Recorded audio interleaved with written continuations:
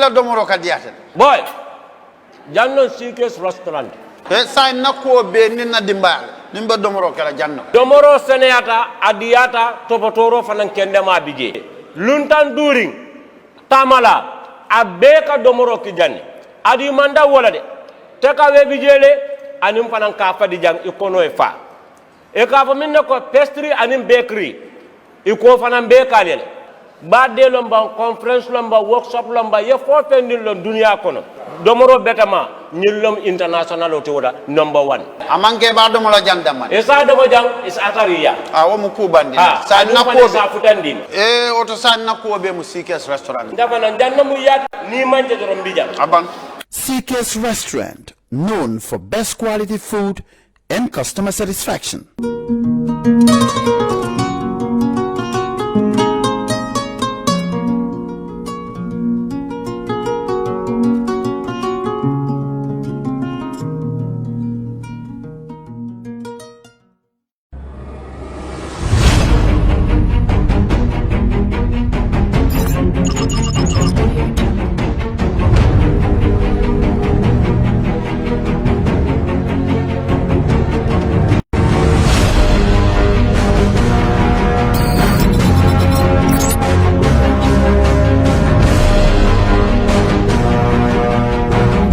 In communication, connectivity is everything. We ensure that the links never sleep. Quantities and qualities, all in our data service, providing efficient, reliable voice and data service. We believe if you're not up to speed, then you're going backwards. Communications have to flow as fast as the speed of light. Whatever business you're in, having someone who understands your needs is critical. That is why we just don't offer you technology, we offer you solutions. Enjoy Gamcel's internet broadband anytime, anywhere. Your national operator, Gamcel, Yaibaram. Alright. Honey, did you remind him that the last time he sent the money, it was not enough to buy all the provisions? Oh, sorry, I forgot to tell him. Are you guys talking about money transfer to buy provisions? Yes. But Don't you know about Baluwo? Baluwo? What is Baluwo? Baluwo is a service that your son can use to send provisions directly to you guys from the shop. And you don't have to worry about the exchange rate. Tell me how Baluwo works. It's very simple. Just log on to baluwo.com and shop, or download the app on your phone. You can shop on the website or using the app to buy online basic products for your family and friends. With Baluwo, you decide what your money is spent on. Your money, your choice. Buy online products for your family and friends in the Gambia, Senegal, Nigeria or Mali. Baluwo, better than sending money. Are you thinking of owning your dream homes? EJ Investment is here for you. Secure our quality bungalows with 2, 3 or 4 bedrooms, or our story buildings 3 or 4 to 5 bedrooms at very affordable prices with flexible payment plans at our Sanyang Seaview Estate, where you can enjoy the cool breeze with modern infrastructure such as tar roads, covered drainage system, modern electrification with street lights, gated entrance with security posts, and social amenities such as gas station, shopping mall, medical clinic, park, schools, children daycare, and a lot more. Our dedicated team of professionals will keep the estate clean at all times, provide security and patrol team within the estate premises, install latest technologies such as CCTV, Wi-Fi, home network installation, solar panel, and power backup system. Also, check out for our additional home facilities and interior design service such as premium tiling, wall plaster, home landscape, fingerprint home lock, and a lot more. Visit our office at Senegambia Kololi Highway and get a free site visit tour, or contact us on 4464-838. WhatsApp us on 3259220. Or you can visit our Facebook page or Instagram on EJ Investments. EJ Investments, we are first in properties.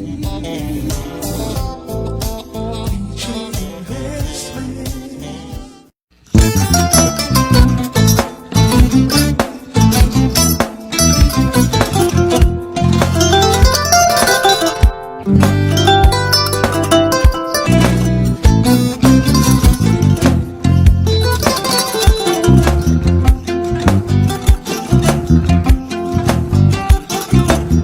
get it. Mbijan raganya. Albaka. Mbaka important. Yo, nga transfer la sto. Ya transfer la. Ha, code ninja. Okay. Person. Nsila ID soto. Sa soto. Sorry. I get it. Mbijan bro. Albaka. Mbaka. Bara Allah service o kariya. Mbare ki janna nun kunu bara kariya. Janno yona forest de bureau. Gambia tonkon na no mbari ya bere. Birim koyna fo kato. Bari si kodo kino kato nim fo bolong blabe to. 56 branches mola sota Gambia jam. Gambia kono ani Gambia bantala bankol. Nka kono kiya bere. Kodo sifa fo falindiro fo nyaadi lafta memmen na kodi to poto nin kodi maraw. Janno number 1 di nyonta. Andum fana nata anoda enterprise sotale. Wala nyindi ko domorol fana kol fana be firale de dadi mane domorol dir fana beteat. Gambia dawda yalo ma fa kendol sotale je. Wo moyo diat. Apelenta ni wo ka ni lafta nyelen kendol e bina. Yalo bukani la ko la baraka ba. Yalo ndel chosano lo. Abaraka.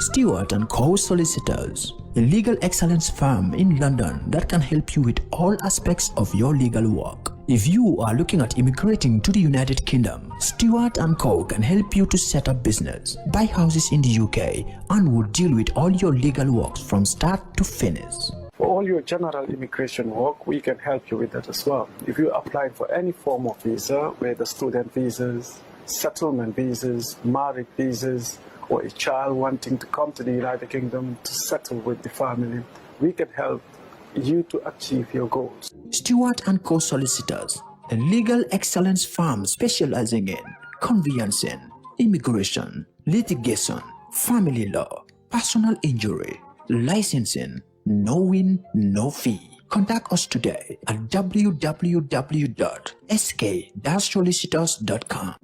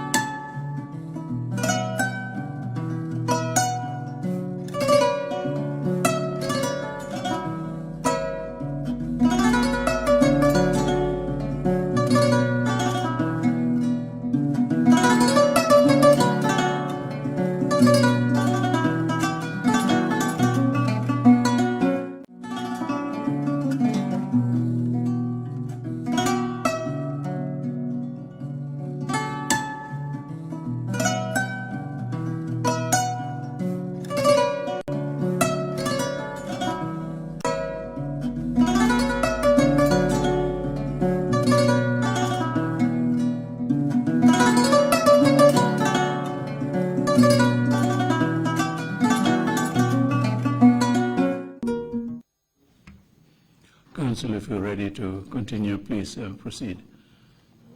Good afternoon, Mr. Chair and Commissioners. The witness is being brought in. Thank you. Thank you.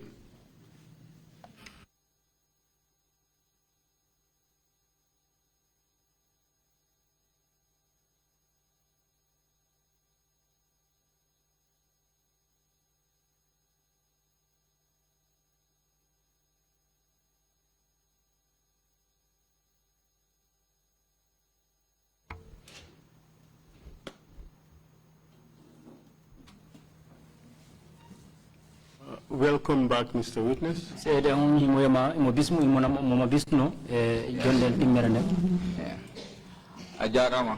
Thank you. May I remind you that you're still under oath? Yes.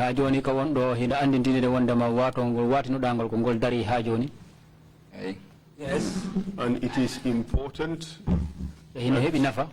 that you speak the whole truth and nothing but the truth? And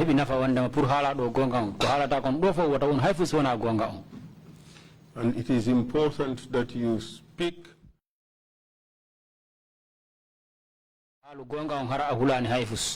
or favor. Before we went on break, you were talking about the Silaba Samate case? Yahude photo gongol seda ko onoda halde gongo duwoni Silaba Samate affaire kono yaru nono. I know that you are interested in clearing your name and all the lies that have been made against you by the state. Fami wonda mako afala labinde fop indama den kono natiri ton ko duwoni ko honno indama natiri ton fala labinde indama ne yaltan don hala ba post. And I agree with you that that is important. You have to clear your name. And it was wrong for the DPP to falsify, or rather to provide false information in an affidavit. And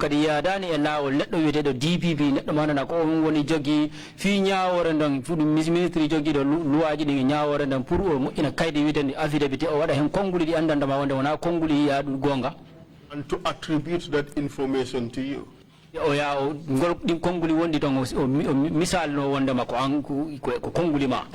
Personally, I will commend you for taking the step of exposing that lie.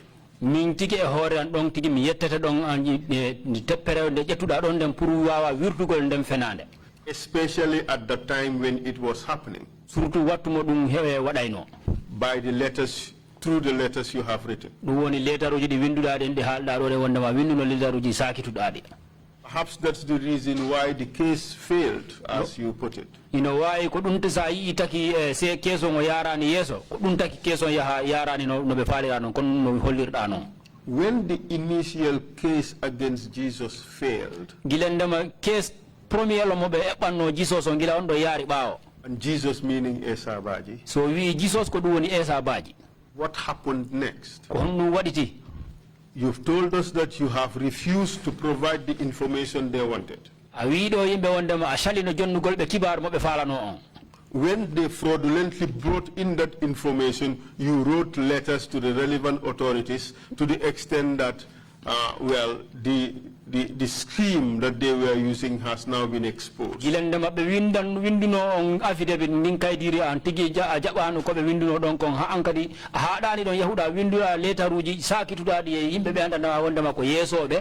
And the initial case against Esa Baji has failed because you are not playing ball. What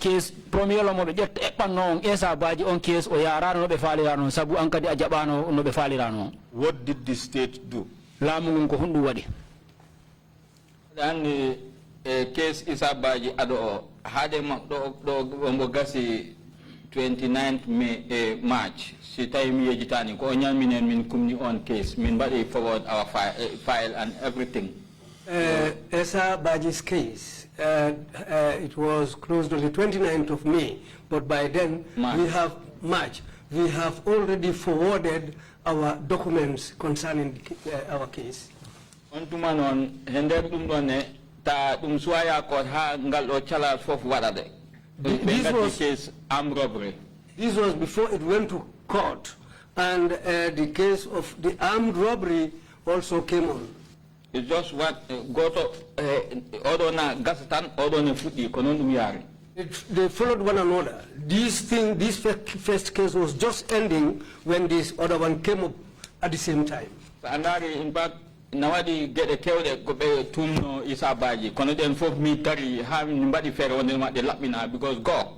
And if you look, many accusations were leveled against Esa Baji, but I stood to make sure that the truth prevails because first of all, they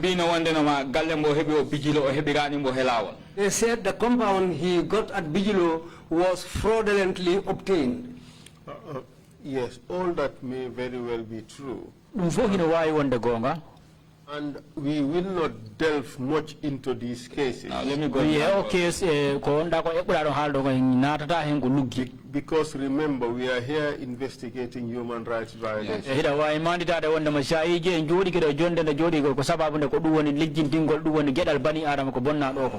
When we mention these cases, it's just to give us context.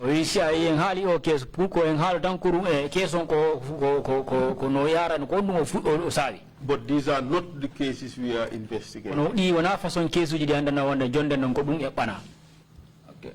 Johnny, adani human rights. Ko lua o tigivi wonde noma. Degal yimbe ben ko lua o dari o wi. Hay goto fota tampine he jawdi mum he bandu mum he horam. Nobody to be made to suffer in body or in property. Yeah. And the intention was to deprive him all those properties. And we have to stand, make sure that since they are legally obtained, we stand to make sure that it is done like, and it's not illegally taken from him. So we have taken these things. No loi o haliri ni minen ko on darde men bangi parce que loi o wi a fotani nangude yimbe tampinamo walla musna bandu makko e dow fenande minen ko on lawol men bangno pour men yi'a gonga daro ta be tampinani yimbe be yakka gebe mabbe e wayri ko yimbe no yimbe ben fo woniri ni. Who was involved in this scheme against Esa Baji? Ko mboy hombo tawano de fewjore duwoni hippagol Esa Baji. Numo kujabi ko hen wano. Mo Kujabi was part of it. Me no me anding he Benjamin. How I knew about it, and Benjamin was also part of it.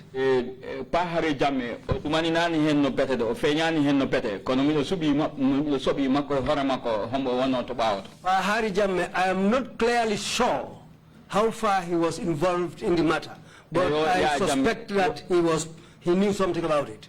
Yo ya jamme horama ko because kala ko na mbiyama president no wi. And Yaya Jammeh himself, because whatever they were saying, they will always say, as the president said.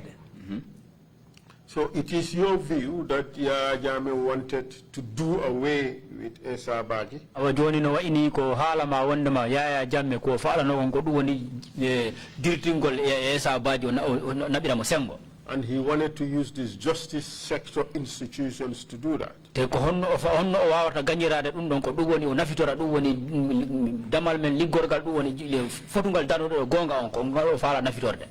Like the NIA as an investigating institution, the Ministry of Justice as a prosecution institution, and the courts as the justice institution. O misal de dame do fala nafitorde ko woni misal NIA be andama wona ko ben foti lijjintinde kala ko neddo ko tuumal ngal be tingal hoore ma ko kanyum may ministry jogi de loi ji din e gonga on kanyum may court suudi men nyaawirde din ko woni court ji din o dimo fala nafitorde no pour o wawa hebude ko fala ko dum ko gonga because dum taginde min company daen on tuma dido puddi ar affaire halis mo wanno open an account de woni dafo dum ni wadi dum follow in the banks to make sure that it is proven it is his bona fide property.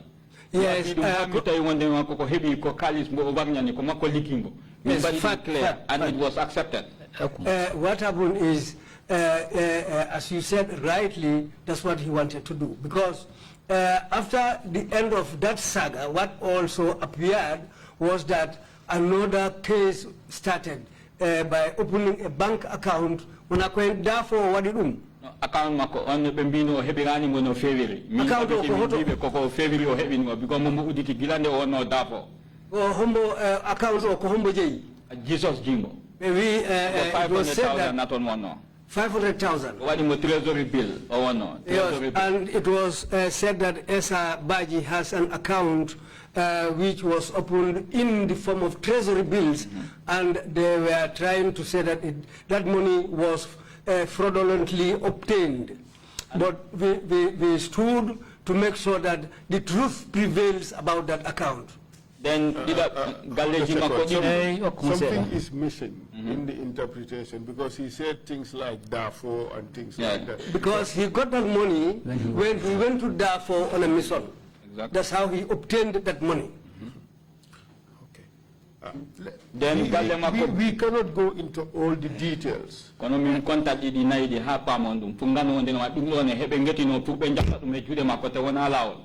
I wanted, why I am trying to say this is, they tried by all means to take these things from him in a wrong way. So we made sure that we will try and do our level best to see that justice prevails. This is why I'm trying to explain these matters here. But even at that, how you do? You led an investigation which recommended Esa Baji be prosecuted for robbery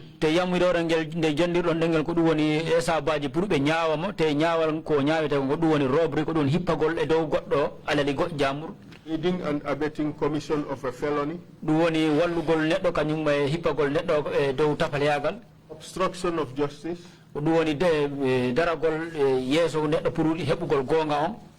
and other charges. Is that not the case? That's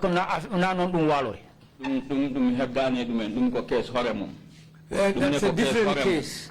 It is a different case. That one is a different case from the case I'm talking about. Yes, Mr. Witness. I am saying to you that he was investigated for drug trafficking.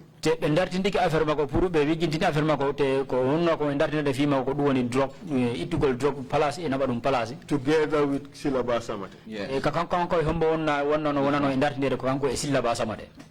He was investigated for corruption and abuse of office. That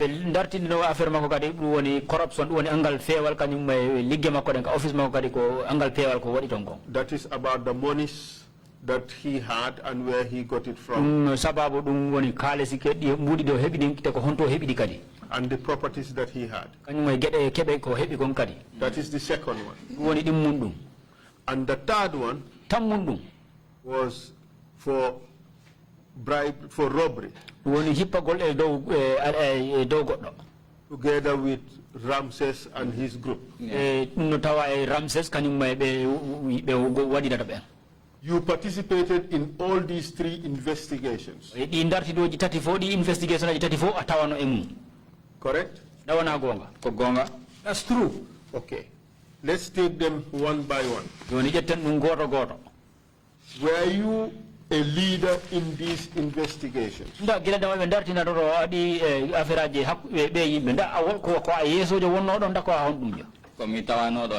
I was part of the investigation. In the first case, Samate one.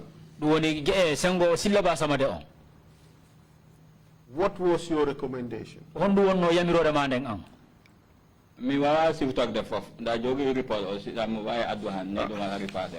cannot remember all what was in that recommendation, but if you have the report, you can remind me. We will get the report. If you cannot remember, you cannot remember.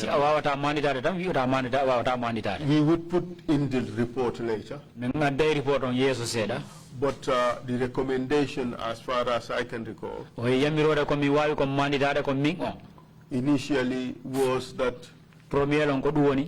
Esa Baji was obtaining money unlawfully.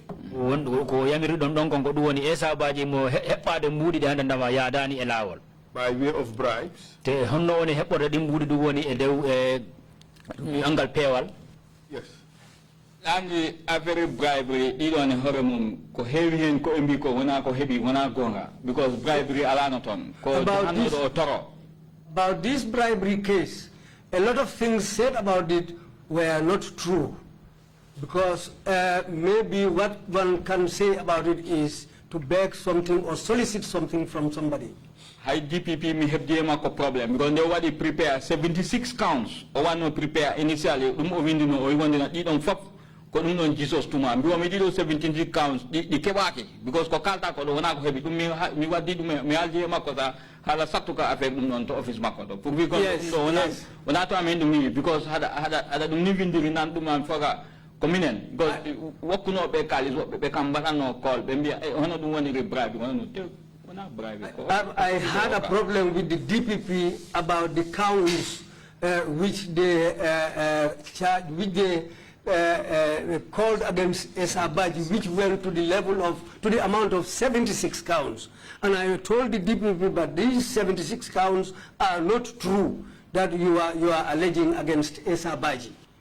So you believe that those charges were just aimed to eliminate Jesus from the scene. Awano ini ang koholi da ko do ni den tume de andana no ha chapande jeedi de jego den non fo ko ko sai be tagi de esa ba Jesus ko woni pour gaynu gol affaire makko tan dum ko gonga lab post. That's a clear truth. Sa andari dum o torima because ben do toribe fo ben nyimbe fo min arno min heavy statements mabbe ha after min oram I don't interpret that. Yes. That is not the amount of money they are talking about, Esa begged that money from certain people, and I was able to ascertain it because I was able to talk to those people who gave him that money. So that shows that the money that they were trying to allege that it was stolen money, no, it was money given to him, or it was the money they were alleging that were bribes, no, they were given to him by certain people, not bribes. And how about the drug dealing allegations that Jesus Esa Baji said he was selling drugs for Yaya Jammeh? Joni fi drug on no fi drug on mo do tumuno ma wonda ma be wonda ma kanko Jesus ko Yaya Jammeh o yeyanta o drug dum ne wona gonga because Jesus mean ko gandumi ko o meda wi neddo hombo ya drug o meda wi wonde ma Yaya Jammeh nambo okki drug mbo yeya dum wona gonga. That's not true because Jesus never told me that or anybody that he is selling drugs for Yaya Jammeh. So we tried to check and counter check, but we didn't see even a single person who said that Jesus told him that. So those first two cases were not correct. The action the prosecutor wanted to take was wrong. In case of ding woni jogido fi nyaawore den on don laabi di yetuno din don fo wona ya dan e lawo dum wandane la because ndemin badi dum zambo kam wi mi andalua kono mbi mi andalua nyaawonya kono min andi case o baydi ko min visiting mo mi do andi ko kewi so bribe ala ton tragol e luaje dum salaka te ko jalo o tori woka. What I did was after I was the person who investigated that case, the DPP was telling me that I'm somebody who is ignorant of the law. I told him whether that's the case or not, but I investigated these cases and I discovered that what is being alleged against him is not true. But you also investigated a third case. What is that third case? Woni armed robbery manantama ko bandi ji modi giwno Guinée gardi be on ko Ramses office criminal mawlo. Yes, soldat on Guinée soldat. That was about armed robbery. It is alleged that somebody called Ramses from Guinea-Bissau came here. From Guinea-Conakry. From Guinea-Conakry came here with a team who are all armed robbers. So, and he was a soldier when he was in Guinea-Conakry. Ayat on Ramses horamako ko waji Jesus ko mabbe jadat te ko be waji rabe gila law ta dum don suwa arbon town. And you will see that Ramses and Jesus are people who were acquainted for a long time. In fact, they are friends. They since long before any of these things happened. Because nawadi ba got the city pop joma babo horamako bitet otoni on horamako o medi Ramses haebe dum kalda. There was a bar called City Pop, and the owner of that City Pop is called Tony. In fact, that man once saw these two people together when... No. Ramses and Tony, they met at the bar, and they were talking about each one of them knowing Jesus and being a friend to Jesus. Yes, Tony, Ramses, they made how do they car on City Pop? But do you Jesus? Do you realize that Ramses has testified before this commission? And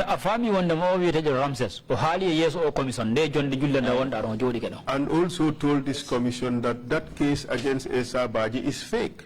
Because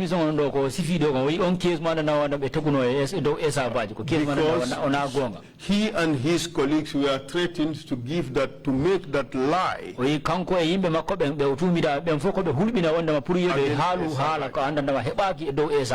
Simiare, I had a farmer from area had on Tuma on Daranda ko halta ko gonga wana fenale. If I explain, you will come to know what I'm saying, whether it is the truth or not. Landing Boyan, ASP Landing Boyan, Johnny Kumakuma on the AIG operation, police.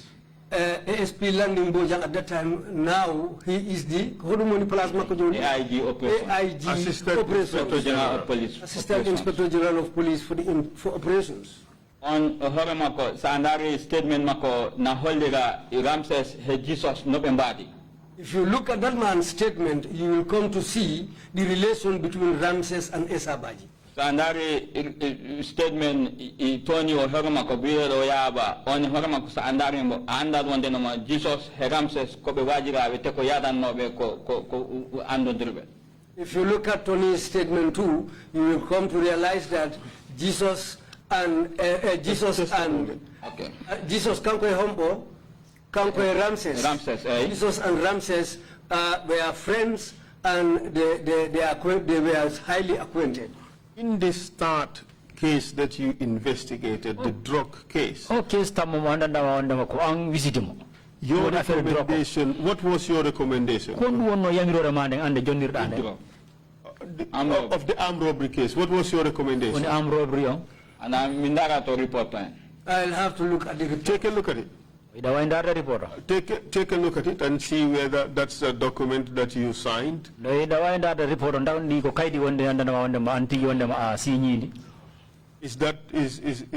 the document that you signed?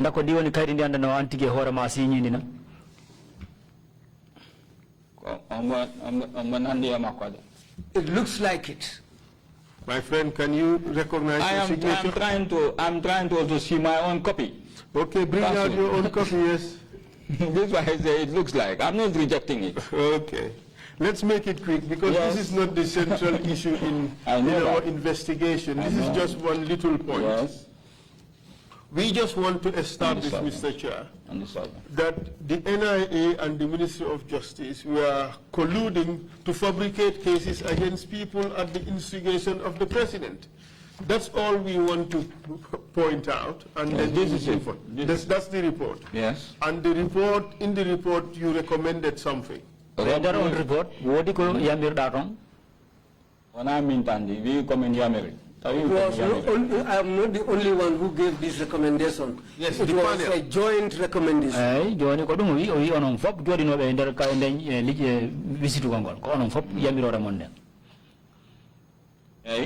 You recommended charges against Jesus.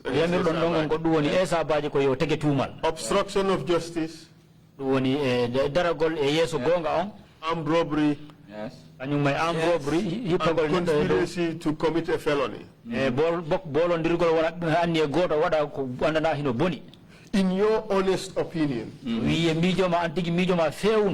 were these charges justified? Yes. Could you, Mr. Chair, we asked to put this report in evidence. This is a report dated 30 May, I think. No, it's 7th May, but the forwarding letter yes. dated 13th. Yes. All right, and forwarded by Numo Kujabi, Director General. Please pass it to the Chair. Mr. Chair, we will give you exhibit number when you're satisfied with it. So you're saying, therefore, the 3 cases were tried against Jesus. The first 2 failed, and the third one, what's the result of the third one?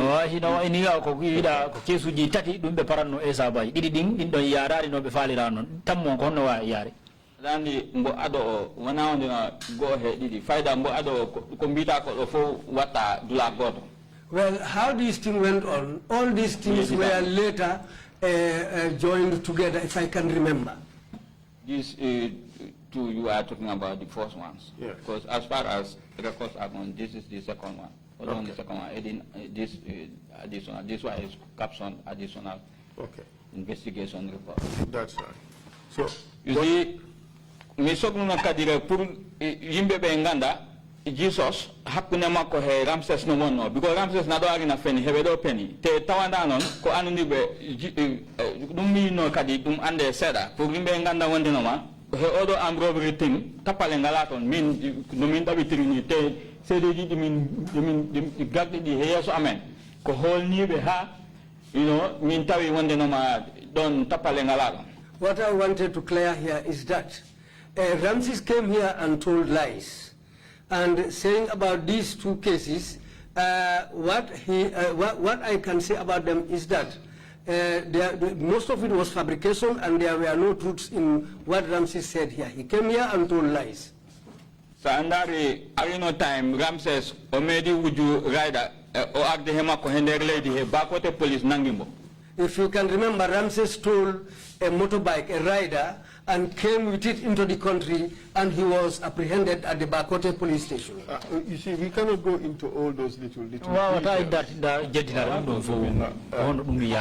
No problem, as you wish. We are not investigating these cases. And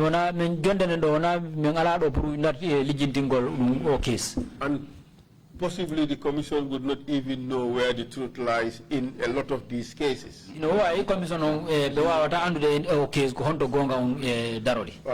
what we want to show is that the state was involved in fabricating cases against individuals. Okay.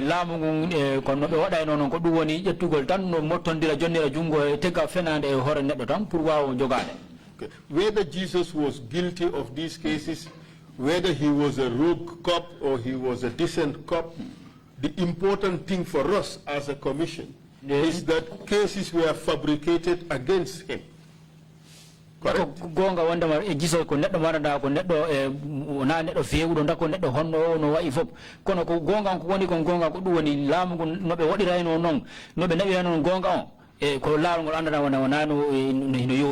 So you agree that cases were falsified against him? By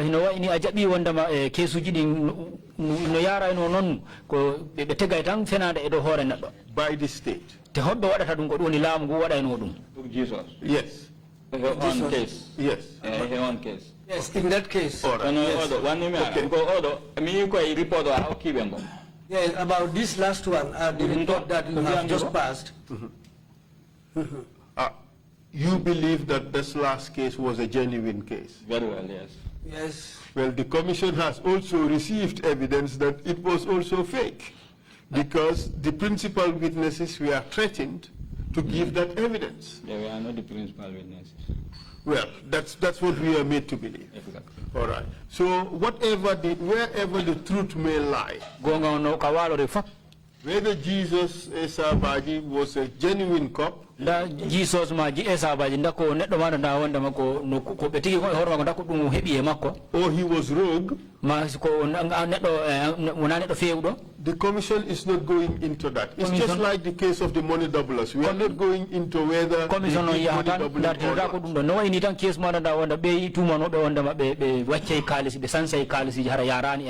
we just using that as context to see how the state dealt with the matters. And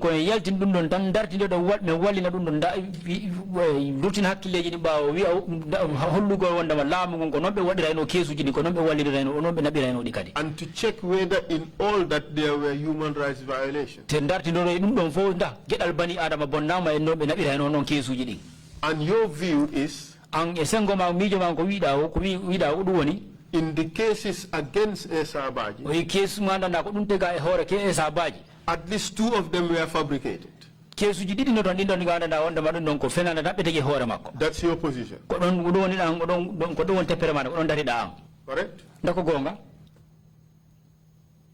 And the first case was under medium body recommendation. When I on the one case, the if you look at the recommendation, as for the first case, we wrote a recommendation. It doesn't mean that he's completely clear in that one. It's not completely clear against him, but your view is that the state falsified certain things against him. That's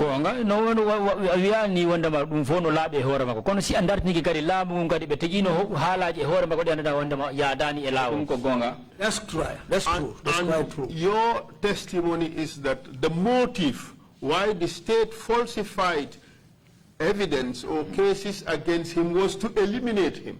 Anko mijo mango sikuda ko du woni sa ilamu immini won den don mijo sifa te ka dum hore makko ko du woni pour jettugol mo tan dirtina mo sera dum woni fankina mo. Yes, that's true. Okay, now let's move on. Mr. Chair. Council, before you move on, just a very minor point. Until I saw this additional report, I didn't know who you were talking about when you said Ramses appeared here. But after seeing this report, I realized that he's Soriba Konde. Now the name is, because at first when you kept on saying Ramses, I thought it was a reincarnated Egyptian pharaoh. Go ahead, please. Thank you, Mr. Chair. That one is hilarious, I must say. Thank you very much, Mr. Chair. And do saya mino mahal na no bengontri ni ko do odo video wande no ma ko forzado pour o wanta sede. The reason why I am saying all this, that man who said Ramses who said that he was forced to become a witness. Min dum mitinan dum force o to wadi to de mi anade kono minen do ari de examen he gave us a state o min hala makko ka tawata haydara manna kanon so mitinan non do yewti da wala do força pour yo windu di don bindi hala ka o hali ka komin kebi ko o do report. What I am not aware is how he was forced or when he was forced to become this witness. But when he came, whatever he said, everything is captured in a document. Okay. Now, thank you, Mr. Witness. We have to make progress. Another example of fabrication. You told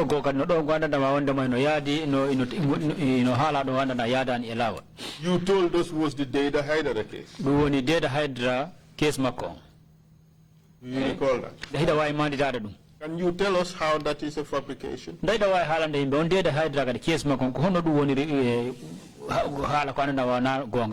Ani deda hydra sa andari ko polisa be ngadino wan hebe mbisita kule affaire deda hydra. If you look at the Hydra's case, it was the police who were initially investigating his case.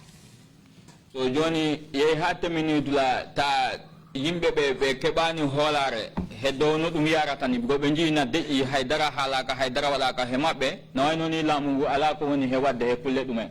It went up to a level people became suspicious. They no longer trusted, because what happened, the police went to a level they became completely quiet about the whole case. They said nothing about it. This is what made the people suspicious. Waya Johnny, mi andano dum woniri non hadum keso wiya Johnny yo ena e jogo affaire visit Gongol yo adde to mabbe. I don't know how it ended around that end, but up to the level that the case was transferred to the NIA for them to investigate. When they dum adda tan non be ngokiri impression dum woni be ngokiri non like ne mabbe be ngitat gonga be mbada ko e poti ko wat ha yimbe be ngana ko kewi si Allah jabi kala ko wana laba post te tawata non dum don non wana ko wana be mbadi royani non no dum halirani wana non dum wadi roya. Well, when this happened, the case was transferred to the NIA. They also came out saying that they will do their level best and they will follow this whole case up to the top of it, and they will reveal everything that has transpired in the case. But at the end, that was never done. What did they come up with? The case on. Mi yitani ko hollirbe yimbe be wonde no ma yo fof pour ne min di office amen habitat pour be nganda ko woni ko ton be ngokki be yakar mawdo dal yakar mawdo pour wonde no ma be puntinat gonga o so ko dum be kolliri dum be kali ko hombe holliri dum ko police wala office amen or authorities. Okay, what happened? Gave that impression, they gave that big impression. They are going to handle this diligently and make sure that the truth is established. Everything surrounding his death will be investigated and known. That was just an impression. It was false, but nothing genuine was done. The NIA came up with a report, which is right there for you. NIA ben kono be yaltino a report. and in which some of the findings were that that he may have offended some people who may have harbored the desire to have him eliminated.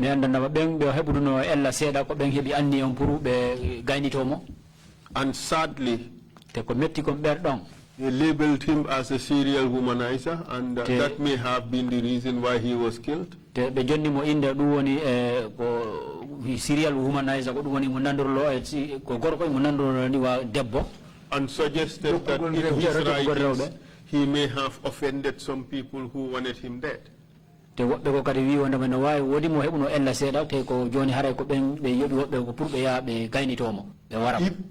though bullets were recovered from some of the victims,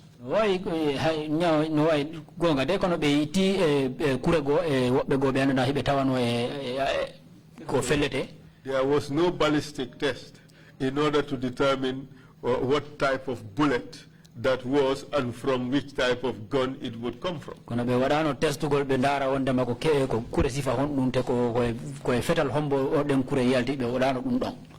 In essence, the state once again lied about this particular case in order to cover up what the state did, which is to send in the junglers to so brutally kill him.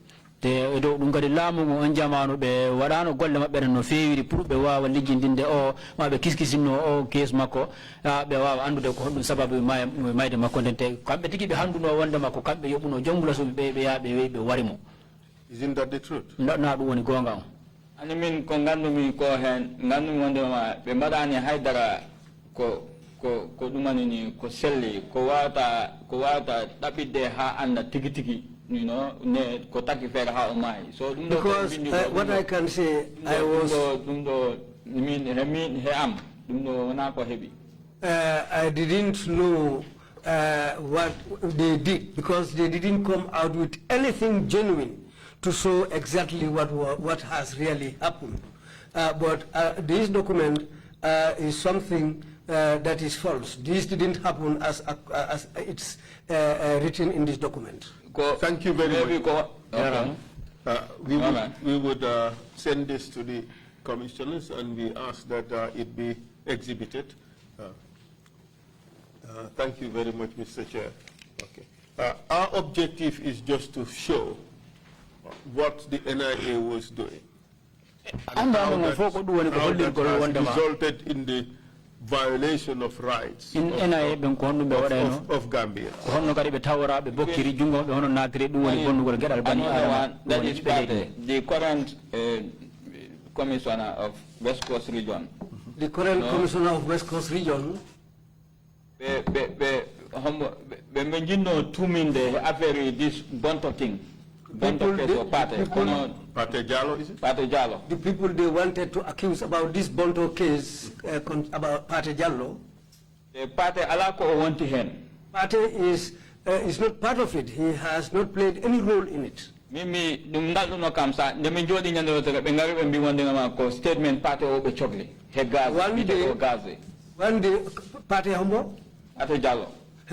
One day they came and said they needed a statement from Pate Jallo. And Gazi.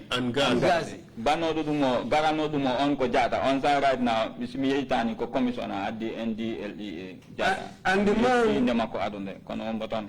And the man arno dum o ko benen nolimo to get these statements. Mimbe no. And when this man came, I think nowadays he's working at the NDLA. He said he was sent by Ben to come and get the statement from Pate. But when the statement of Pate and Gazi. The statement of Pate, that's what I'm saying, the statement of Pate and Gazi. But he refused, he said no. You would agree with me that the Bonto drug case, the NIA did not seriously investigate the links between those who are alleged to have owned the drug and and the most significant authority in the state. That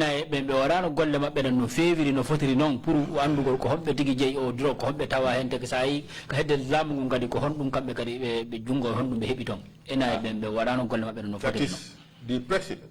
When the president no. I wish it one ball ona NIA tandi one no hemudum. So dumbo kai officer meno komen boni ko for dumbo kai ona minentan. That investigation was not only the NIA. It was a joint investigation, and it was not only the NIA who were involved in that investigation. You participated in that investigation, did you? Yes. Tell us in all honesty, did that investigative panel investigate the role or connection, what tied the state, the president, to speak, the president, and those drug dealers? We hala gonga maon. Did the NIA or the investigative panel investigate that? Nda on kafu be darnu no pour wawa lejjintingol on drug keso on bonto keso nda be wonno golle mabbe no fewiri dum woni yobbundiral wongal e on drug jeyno be on drug bon kanyum may president on. Ani minen no min pononi wadi golle de min gokkega ka yo min wadi be dum minen dal nawano ni no min potik noni dum wadir wona non dum wadir because nawadi interference be nata hen be godum dum be na dum bada dum wobbe na dum bada ta minen min tinani bom because dum wadi dum way content den bada no de this is what happened. Minen panel o min tinani because the panel at the NIA we were not aware of certain things, because that investigation, how it took place was some other units were doing investigation which we were not aware. And it was not only the NIA who were involved. Other units of the security branches were involved in that investigation. Some things were happening which the NIA were not aware of. So things went the way that it went, which was not properly handled. He did talk about interference. Interference, yes. Yeah. Interference. Other units were interference, yes. Could you tell us about the interference?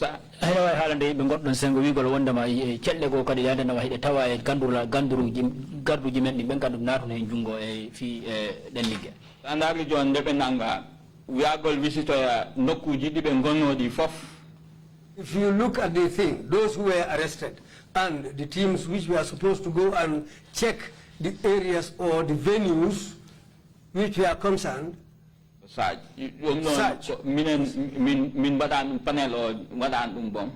panel didn't do that.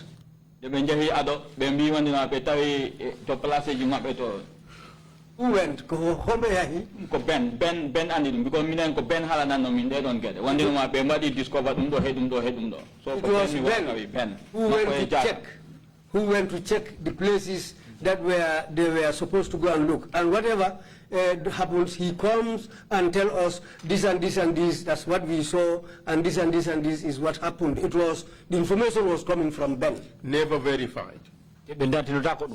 No. No. Yes, go ahead. Kali saji mabedi euro, he dollar, he pound. So I check it in Kali's Gambia, buri million aji sapo. Ibetai he mabe. Because the amount of money found on those people in pound sterling, euro, and dollar in their premises was over $10 million. And what happened to that money? Ben we koyajame we yoya or whether open a special account at the central bank or yahawaton halis or take ovi. Ben said Jamil ordered him to go and open an account at the central bank and put those monies there. Special account, he said. Special account, and that's what Ben did. Who were the signatories to that account? Account. Ko hombe wonno signo be ngon account. O halnani kam hombo ko vi be on vi yo ya o wadi open, so maybe wala presume and then komako wanta wala hombo go ko dum tan o vi min dum o vi o wadi dum. He didn't tell me the signatories, but according to what he said, he was ordered to go and put that money in the central bank. Maybe he was the person who was the signatory to that money, but that's what he told me. I don't know who are the signatories. Ghazi, in his interview, said that Bonto premise was bought forcibly from him by Yaya Jammeh. oyi gazi ender interview mako doni landa gol mako e jaabo gol mako wi wonde ma on palasi bumon bonto kes palasi on don ko wi yaya jamme ko wonde do manana ko on wi bangi palasi on e do force. Was that investigated? Was the ownership of that premises investigated? Annom biwami ni minen be ngacani min tabitira no min poti ni tabitir because hay on drug bo e mbiata hore mako nene e mbiata be jiimbo minen de min jotto hebedo taabe puntinimbo be joddinimbo ni hetreji he te wona non fonno wadde. What I am saying here is we were not privy to certain things that happened because even the investigation of that drug, by the time we were informed and the time we arrived there, we found out that the drugs were taken out and placed outside. In the absence of the accused person. And in the absence of the accused people. So I join min gala mi dumanda min bontum min tabita sa ko ji place o horom dum do ontuma sa mi sikani dum horom si wadi sa.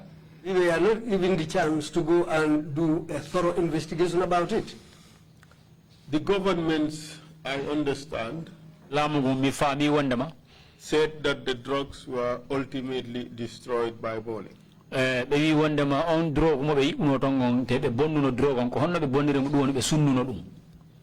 that true? Mi wata andu de ndako kono ngoni kono mi do andi non mi sikani siko gonga. I will not be able to tell what happened to the drug, but I don't think that's the truth. What do you think is the truth?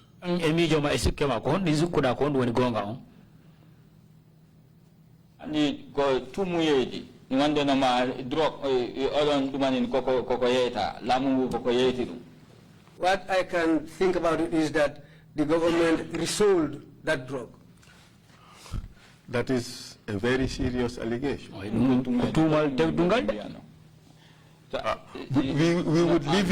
would leave it that and move on. We are not to investigate corruption in government, drug trafficking and things like that. It's quite an interesting issue, but we are not necessarily set up for that. So we would leave it. Perhaps maybe it would be the basis for some other investigations that this state may need to embark upon. But we will leave that and we will move on. We were only interested in the cover-up aspects of things. But even in all these cases, there was still a lot of torture.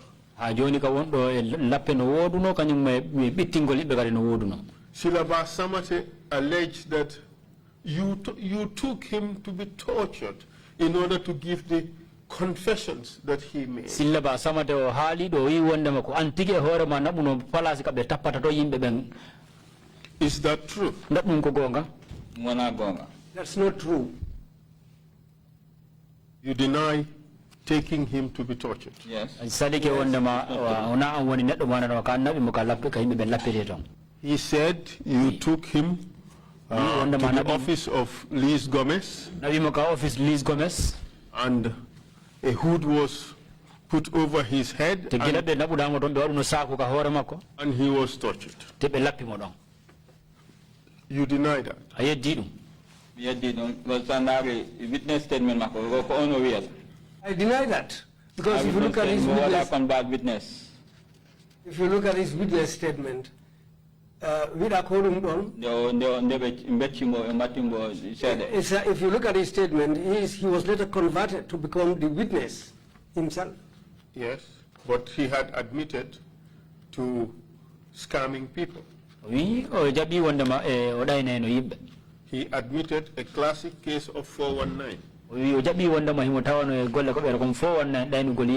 Which is this is drug. The president gave it to me to sell. Meanwhile, it is flour. And then he says, look at IGP here. I am going to give him money from this sale.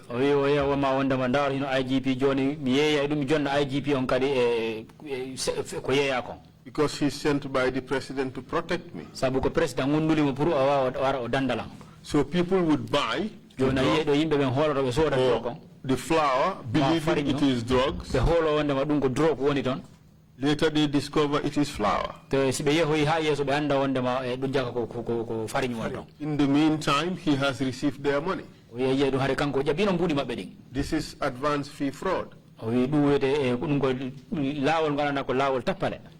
known as 419. And the irony of the whole matter is that some Nigerians were 419 by Silaba Samad.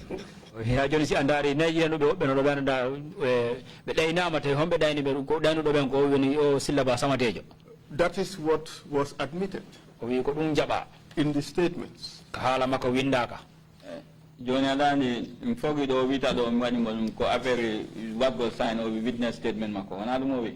What he said here is for the signature to sign his witness statement. I think that's what he said. No. I don't understand what you're driving. No, I don't know because statement is already. The cautionary and voluntary statement on one part, the other converse witness or the witness statement. So me and because he made two statements. One was his cautionary statement, and when he was converted to become the witness himself, he wrote another statement. So I don't know which of the statements. But even in all those statements, he admitted receiving money from other people and giving some of that money to Jesus. And those monies were from supposed drug sales or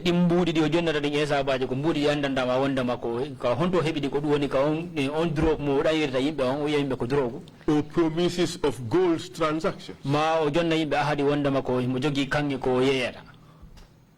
And the Johnny Sanaxindima, Bedo Dinomo, and Bimo Monji, Purawana, Wanamako Hormako Halidum, to be number to DPP Halanimo Purawana witness. If you look at the whole thing, he himself stated there, he was later converted to become a witness. Yes. And after that, he was taken to the DPP, who also told him to change and become the witness. Yes, but just Halani on police officer, Binido statement Mako, and the statement or Honodumano. And the policeman who wrote his statement should know about the statement and know what is written in the statement. Yes, I will get the statements. I'll make a request that they be sent in. The essence of this investigation really is not the truthfulness of what these people said when they were investigated.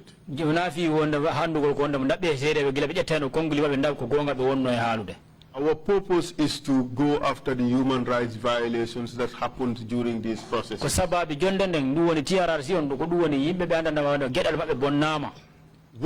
Silaba may have said in his statements, he claimed that he was tortured by you and your colleagues for him to give those statements. What I said, that's not true.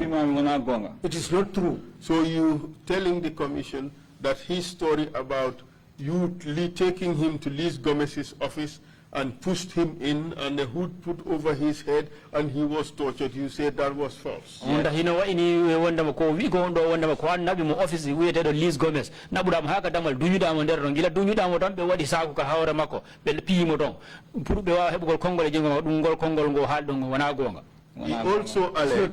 Yes. He also alleged that one day you brought his wife to the NIA and told him that you are taking his wife upstairs, leaving him to believe that something was going to happen to his wife if he did not cooperate.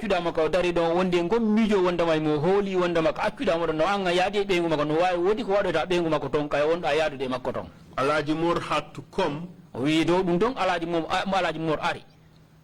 and comfort him by telling him that nothing was going to happen to his wife, he would not allow it. Is that That's not true. It's a lie. Did you bring his wife to the NIA? Panel one number invite be not number purata no okira statement mako ita ndafi ni ma duman dumono wite bom pour yakku gol flower kedino oton ko on ngotawano he nawbe dumbe yakko dum kotu. The panel invited her to come and give a statement because if you look at it, she was among the people who went to destroy that flower around somewhere in Kotu.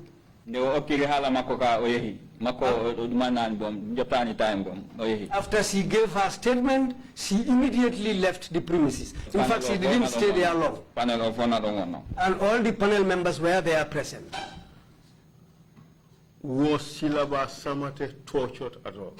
Silaba Samate, tiki onda omemano, jungo, lapano.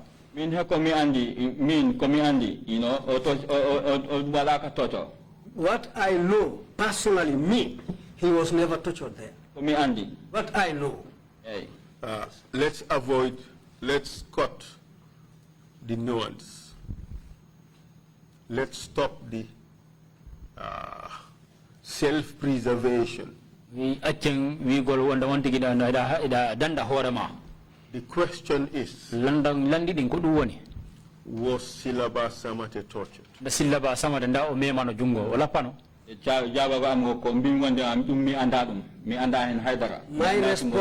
My response to that is, I am not aware of anything like that. I don't know whether he was tortured, and I cannot ascertain that he was tortured.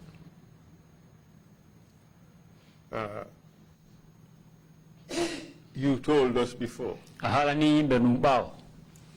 the NIA was a torture center. Ne wondema NIA ko palace mo andandama wondema ko yimbe watti ko yimbe nabete don ko lappiri palace lappirde ka lappete.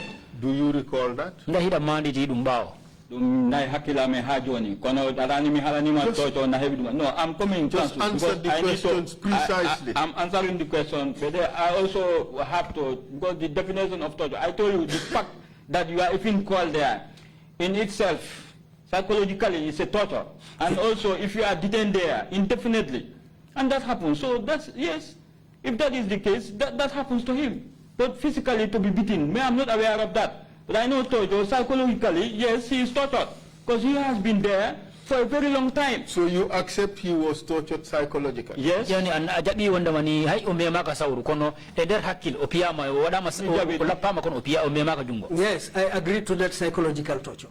So my question now is, was he physically tortured? Yoni ko milandi gon ko duwenda umema ma jungo na jungo wadi by you or somebody else? Ndako ang ndako goddo go kadi wadi no piuno mo jungo. Min mi do andi mi fiani mo te be pare mi tinani pidon mi anda pidon bo. I know that I didn't beat him, and I don't know anybody else who has beaten him. Na wai wade kono ko mi anda minene mi jota ko mi hala ko mi anda. It might happen, but I will not sit down here and say something that I don't know. Don't say what you don't know. Speak the truth. We are only interested in the truth. You told us before that NIA was a torture center.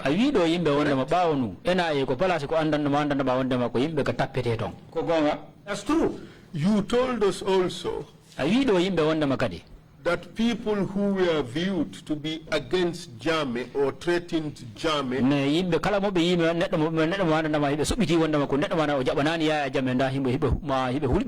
when they are brought there, they are more likely than not to be tortured. Do you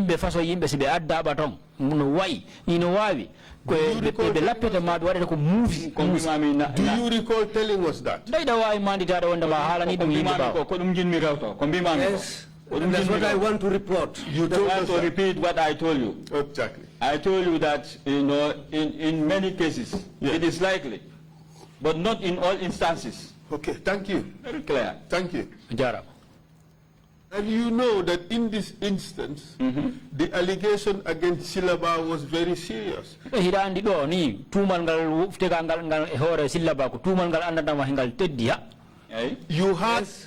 had an audio record in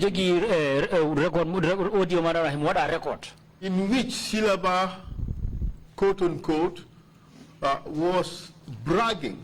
Sorry. You need something?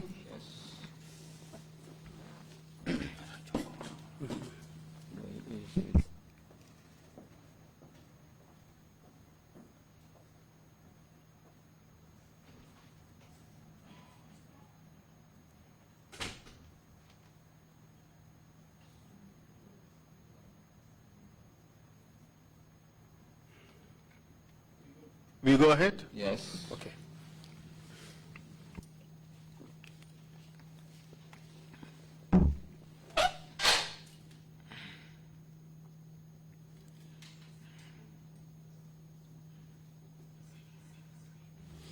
If you need anything, please say it. The TRRC is supposed to be a witness-friendly institution, and we treat people properly and fairly. Yes, you know. TRRC do sede be arobe do no men topita dumen no wodi sido yagal ko mujjani yimbe. So you told us that, well, Silaba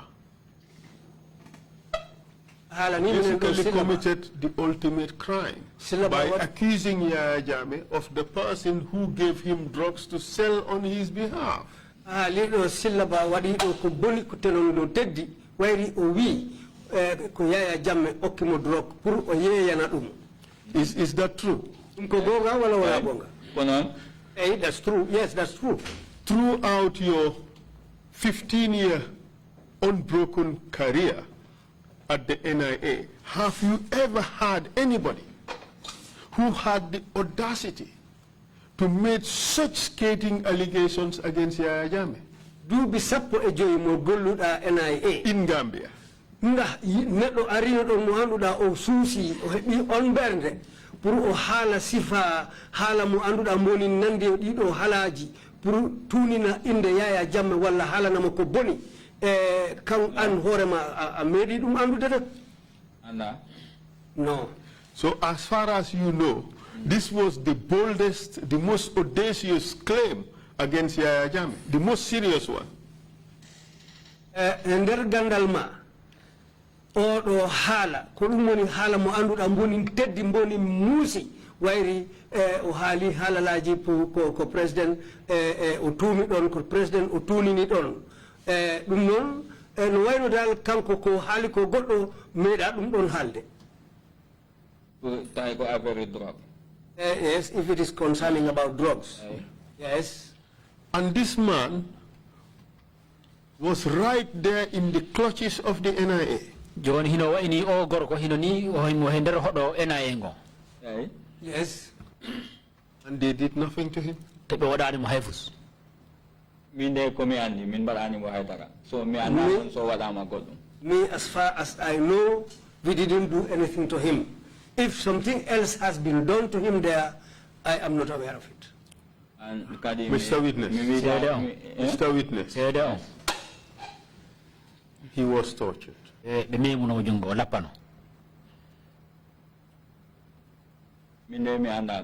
As for me, I don't know that.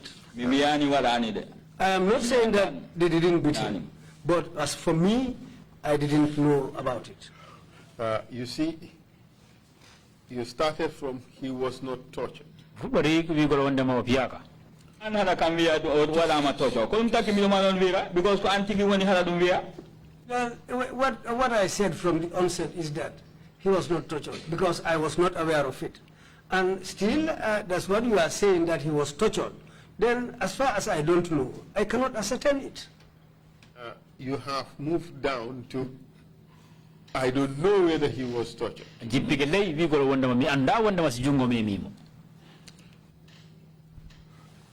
maybe the next step would be, maybe he was tortured, maybe not.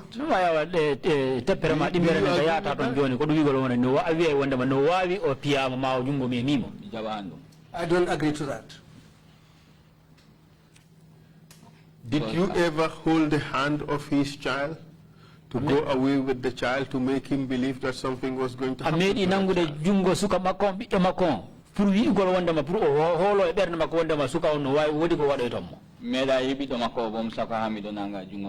I have never set eyes on his son, much more to hold his hand. How do you know we are talking about his son? As what we said, if you say a child, that means it's his sibling. Mr. Witness, you see, it's difficult to lie. No, bido. A child. What is the meaning of child? As you said, child. Son. Is that what you're telling us? Kobido is a sibling of the man. That's what we Fulas say.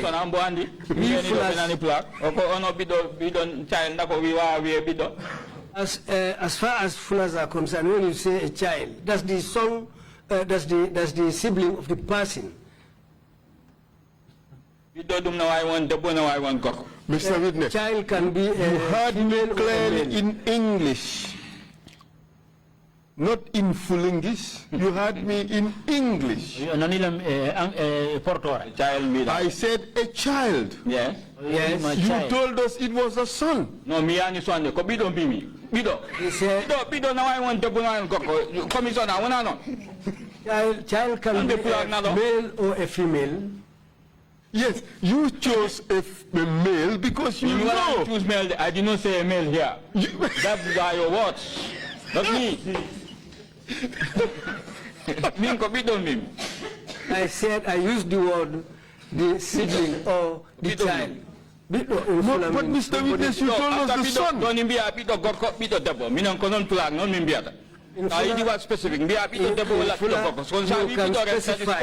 It's a child. If you can specify in Fula a male child or a female child. Come on, I think you can come in here. But Mr. Chair, he told us a son. No, Miani son. Mianu.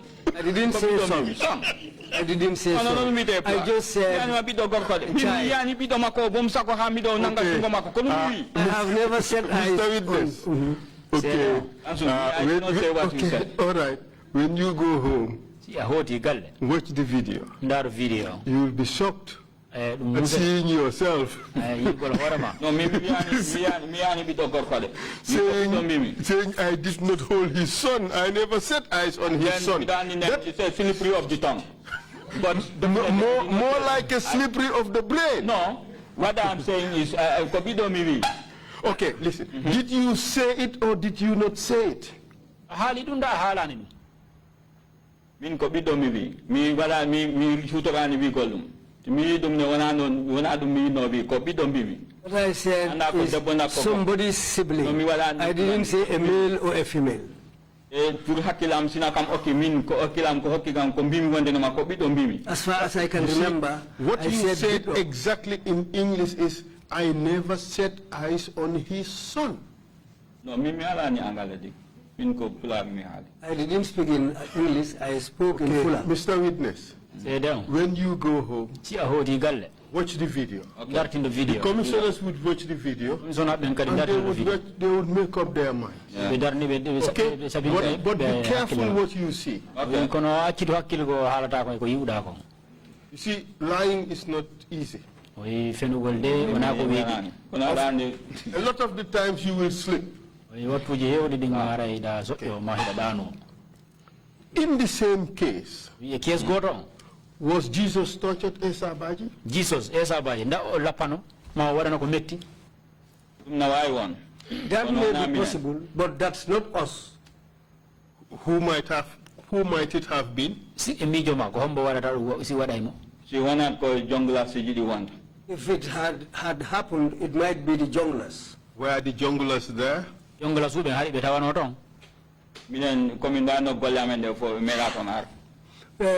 the time we were doing our job, they never came there. Were they in the NIA premises? We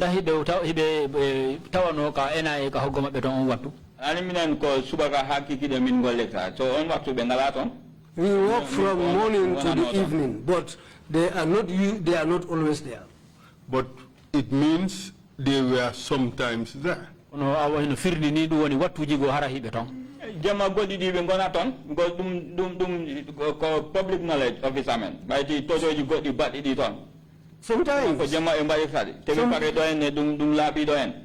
they'll be there at night because most of these tortures took place at night. So there's a time when they will be there. So how do you know that? Jojo ji bad di don't call one after gondo officer to nadum andi di dum wadi ton di jama. Bisibeti kalambona faida andadum because dum halt. Then they correct kadi doin arbebe do na kala ko wadi be ko ton wala ko e mbadi ko ton dum ne feñi doy. What happens there is usually people talk about it in the morning because if those tortures took place at night, in the morning most of the people there will be talking about it. And did you hear this? Antige ananidum. Antige horama ananidum. Mindanandum. I didn't hear that. So you just boldly assumed. That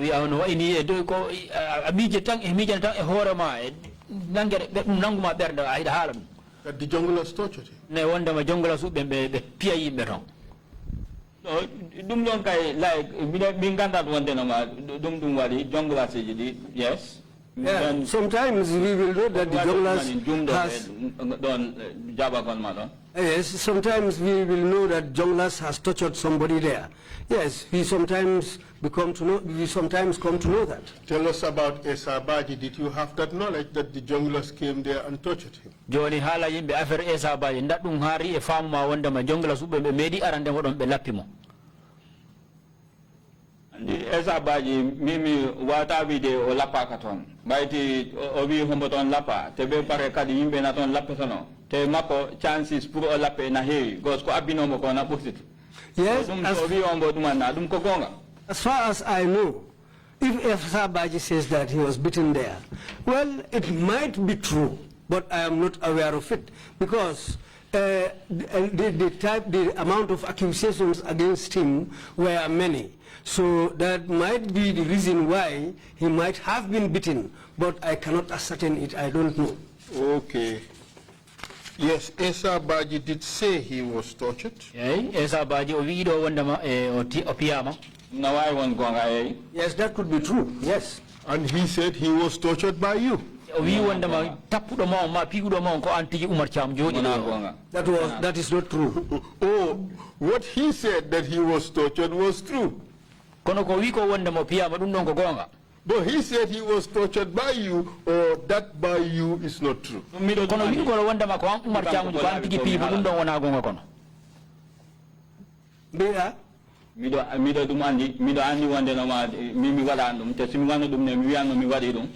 know Esa Baji. If I had beaten him, I will say yes. But as far as I didn't beat him, I didn't beat him and I was not aware of it. Well, he is a Jola and I am a Fula. We are bantammates.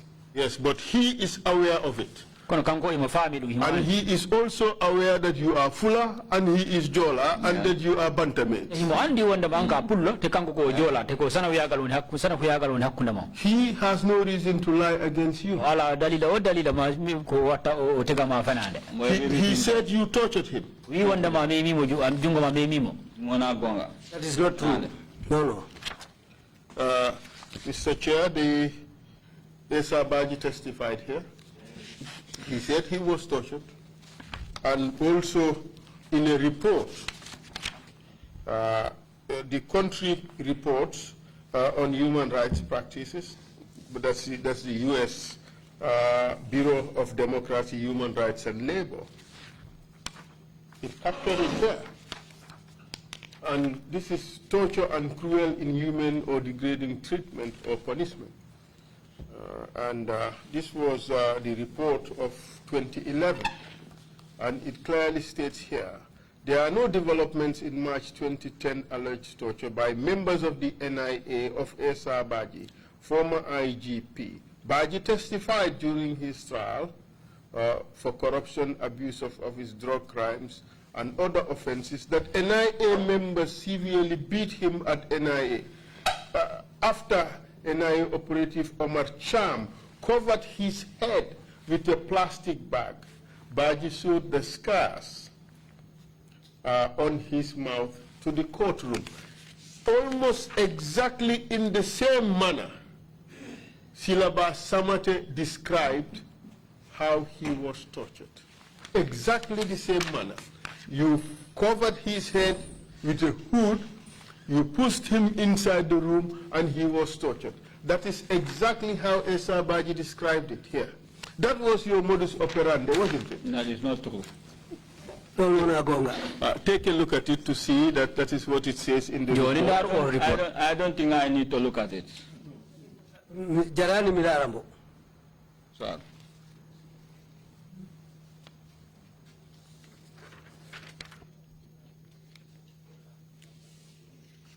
And Jesus told the commission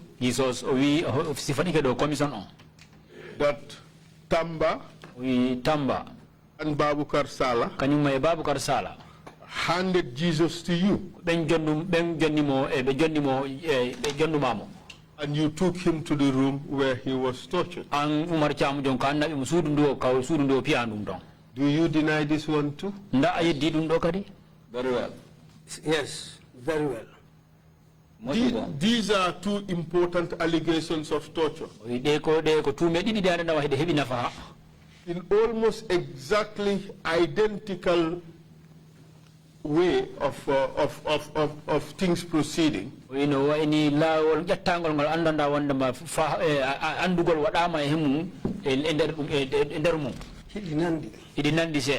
deny them?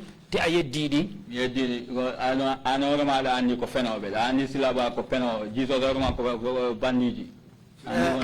deny all of them because you yourself might know that Silaba is a criminal and Esa Baji himself is a liar. No, Esa Baji is a banda. All of them. Both of them are criminals. Both of them are bandits. They are liars. Yes. And they are liars only because they lied against. They mentioned. Because I exposed their dubious activities. Because stop.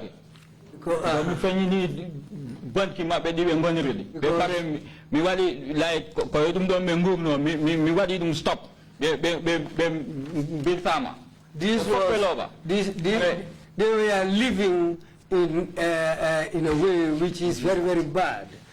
So this is what I revealed. What they were doing, this is why they were angry against me. Kadi sandari Johnny ko hono mi wadi tanum ha para after Johnny mi arami salo pour yago seto fenande hemabe wono mi hano mi seto on den fenande if that is the truth, ay silaba no ala do nyawana system ko sokoytano. If I had not stood the ground to follow, to make sure that the truth is established, they would have been jailed. And if that was the case, I wouldn't have stood and revealed the truth about them. But why are they now lying against you? Because me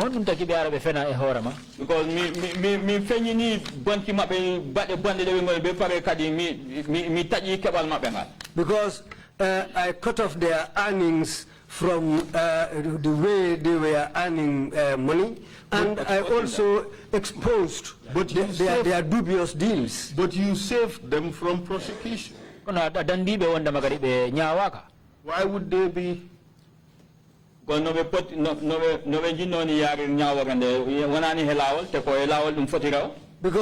the way they were taking to try them was the wrong way.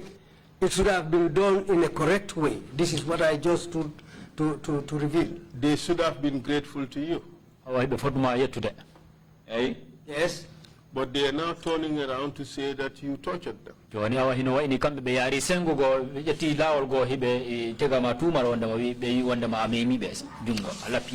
Benganda dagnende min dagani no benidi because meda be dum halan pour bengandirani ko ni dum woni ko hande woni first time so pour mi wona mi do hala kule de do gade. Maybe they didn't know what I did for them.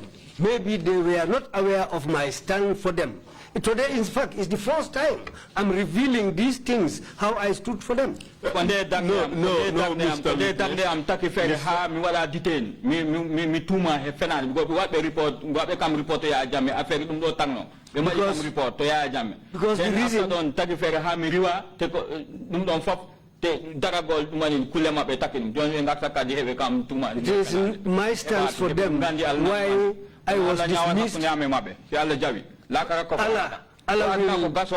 Allah will decide between me and them, because it was my stance for them. This is why I was troubled and in fact taken out of the service. It's because how I stood for them to follow the truth, to establish the truth. Now they turn against me. Allah will decide between me and them. Mike.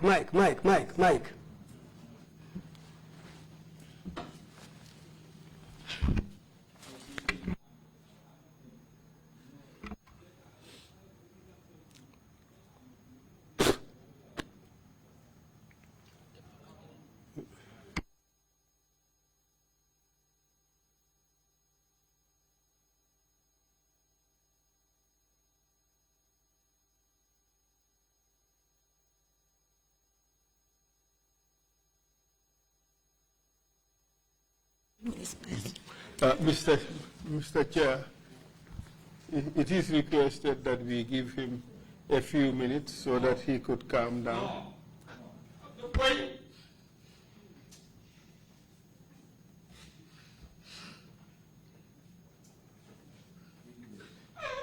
Defending people, I took my gun. Somebody again. I'm sorry.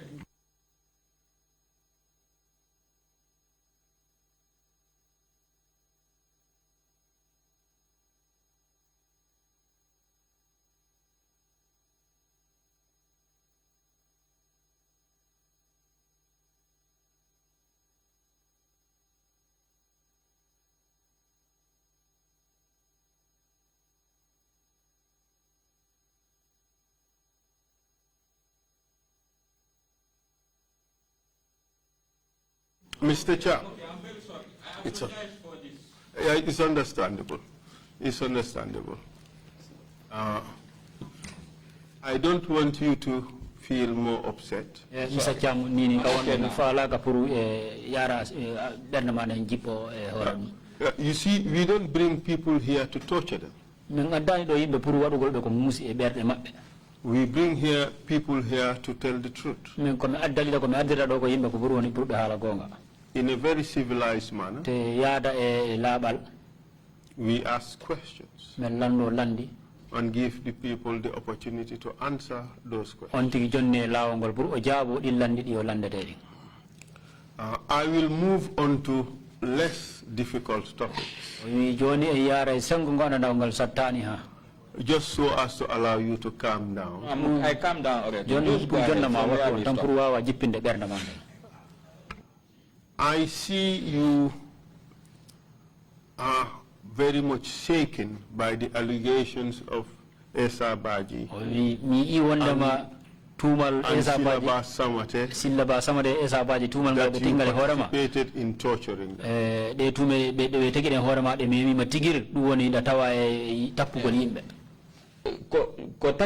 Because no, I'm sorry. I'm sorry. You see, it really pained me after it really pained me after my stance for them. But I'm sorry about this incident here. Exactly. But apart from, you said that Esa Baji may have been tortured by the junglers.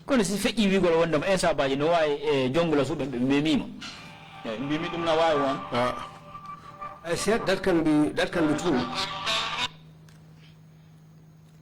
You turn off. Let me switch it off. Thank you, please.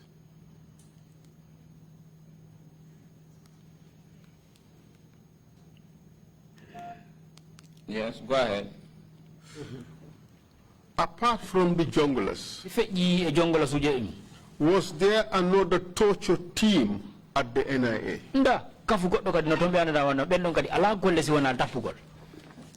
Andi after min komi andi, they had demi ibiton. Well, yes, you know, no go we take a special operation team. We take a special operation team. Kono on tam ta on team mimi andamboton to alanoton.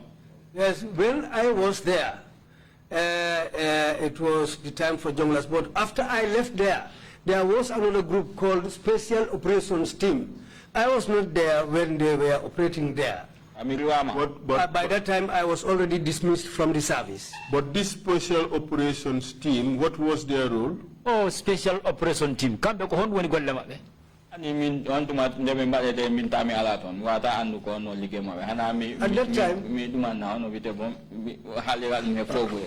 well, if I want to say anything about them, it will just be my thinking hearsay. But when they were operating there, I was not there at that time. Mr. Witness, here are the notes that you gave me.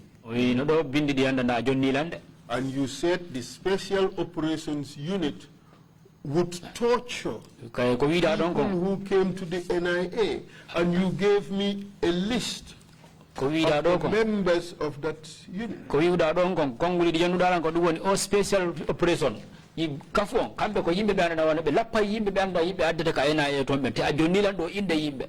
You told us no me ko umta mi wonde ngam de wonta tamimi ala ton so simi hali dum joni dum wonta joni ko non dum woni bayti mi tawano mi ala no ton. But really when these people were operating I was not there. Was something that I had. Was this a torture team? Be ko kafu be anda wana hibe darna tan pour lappu gol yimbe tan. I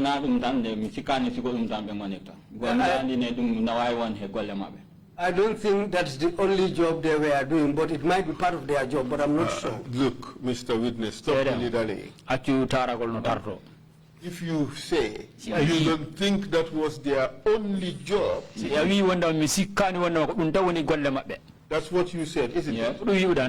Yes. So it means it was part of their job. Yes. So therefore you agree that torture was part of their job. Don't just shake your head, answer. Torture was part of their work. Yes. And you gave me a list. Tell me who they are. I have this list here. No. You say the names. I wouldn't call it from the list. You say. Look, if you are afraid to say anything, let us know. I had asked you before. You said you're not afraid of anything. I asked you whether you were receiving threats. You said you were not afraid. I give you the opportunity again.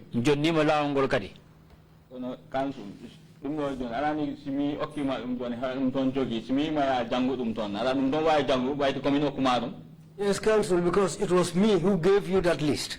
Then if I say maybe you call the names, you can just call the names? No. I want you the one testifying. I want you to give us the names that you know of. Let them come out spontaneously from you.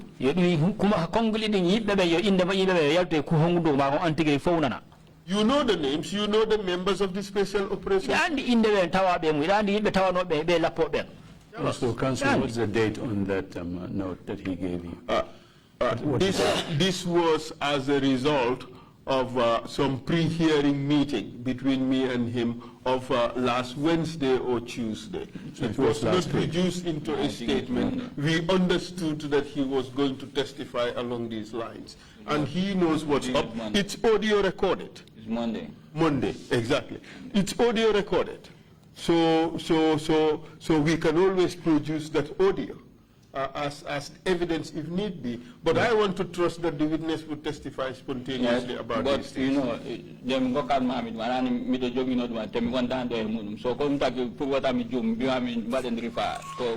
When I was giving you these names, I had a document, and that document is not with me here now.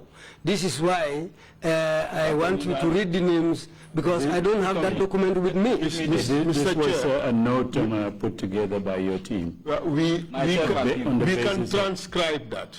This is not the official transcript. These are my personal notes, but the meeting was audio recorded. So the authentic one would be the transcript. I am using my notes only on the basis of the fact that of my expectation that the witness would continue to be truthful. If need be, we can just get the transcript of the audio, but that would take time for it to be ready. But in the meantime, I do believe that the witness has the information in his head. I don't want to fall in the trap of us feeding that evidence to the witness, because that could be challenged. That it's not the witness who is coming up with it, it is counsel coming up with it. It's like counsel is testifying. I don't want to fall into the trap. Let the witness call out the names. If there is a mistake, it could be corrected. Well, that's good. I mean, you can ask him to recall the names that he had given you. Exactly. But if he doesn't want to read your transcript, he shouldn't be forced to read your transcript. Exactly. Yeah. But you can go ahead, ask your question again. Go ahead. What I said here, when I was giving him these names, I had my own notes. And now I am not having that document where I wrote my own notes. But what I'm trying to say is, as far as he has the one that I gave him that he wrote for himself, then if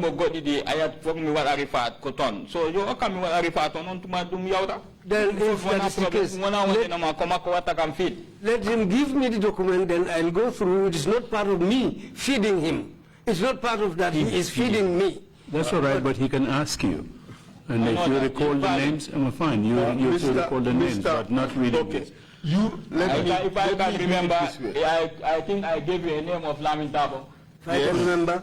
I gave you a name of... Lamin Dabo. What? Is it Babakar? Is the mic? Yes. Babakar Sala. Put the mic on. And you've mentioned 3 names. Those 3 names are on the list. There are few missing. 1, 2, 3, 4, 5 more. Proceed. This is what I can remember. If you want, we go to the document. Okay. I don't want to give you this. I would still insist that you recall the names. Can you read it? You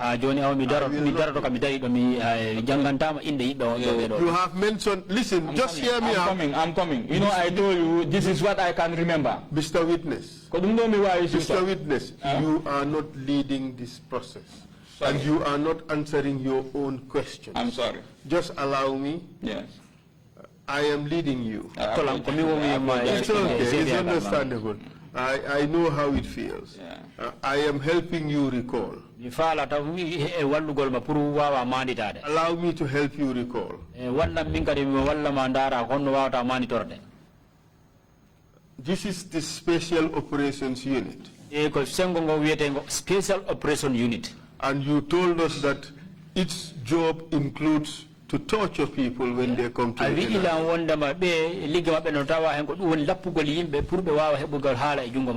And you told us that Lamin Dabo, Assassin, and Babukar Sala were members of that team. There is a name you gave me, something Kanyi.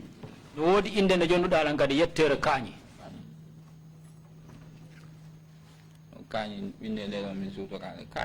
cannot remember that name. Someone called Kanyi. Do you know a Jibril Kanyi? Jibril Kanyi. Jibril Kanyi. Yes. Jibril Kanyi. No, Jibril Kanyi on me and no, I don't know someone called Jibril Kanyi. You gave me the name Jibril Kanyi. Jonila in the Jibril Kanyi on Mr. Kanyi working in the on Jibril Kanyi. I don't think I gave you that name. Jibril Kanyi. My nails would not lie. My notes will not lie. I'm not saying your notes lie, but what you wrote in your notes, you mistakenly write maybe what I did not tell you. So I'll just plug it out of thin air and just write. From thin air, mistakenly. One can make mistake. You are taking it from the thin air. I did not make mistake on Lamin Dabo. I did not make mistake on Assassin. I did not make mistake on Assassin. I cannot remember Jibril Kani. Jibril Kani. Stop playing games. He said, I'm sorry. I apologize for that. Cancel. You told me Jibril Kani. I cannot remember that name.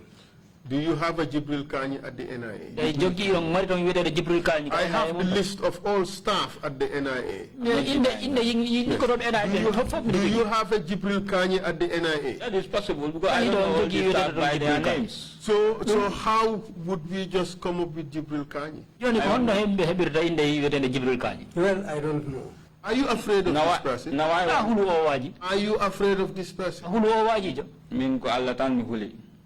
Me, I fear only Allah. Do you have a relationship with him? I don't know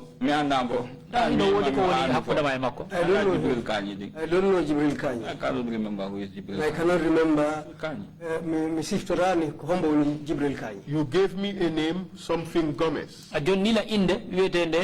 Gomez. What is your full name? No, I will not give you the full name. Okay, Mr. Chair, what I am going to do is, I'm going to produce the audio. Yes. And then we would see that the witness is lying. Yes. Yes, you say I'm yes. not saying I am lying. I'm telling you I cannot remember. You bring it and play it. You are playing games. I'm not playing, sorry. If that is your thinking, sir. And you are afraid to mention their name. Why should I be afraid? You tell us, you told me somebody called Tamba. Tamba Mansere.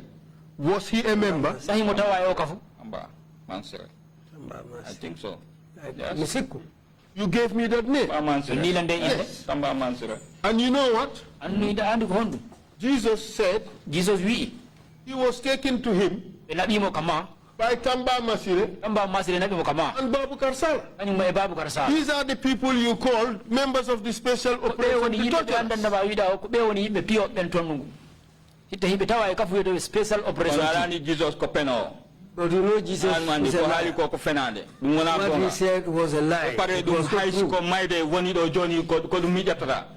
Even if there is going to be death, that's what I will choose. I am ready for that from here to the next world. Do you want to tell us that the people you call the torturers, the special torturers of the NIA, special operation special torturers, I call them. But you told us that their work was torture. Part of their work was torture. And Jesus said these are the same people who brought them to you. Jesus is telling lies. And you took them to be tortured. Can you see the coincidence? If that was the case, I would admit it here. But if it is not the truth, I'm not going to admit it. I will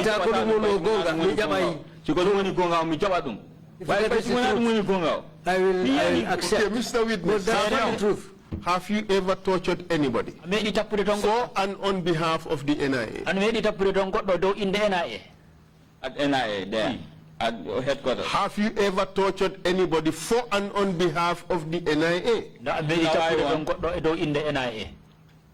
It might be possible. Yes. Yes. That is an admission.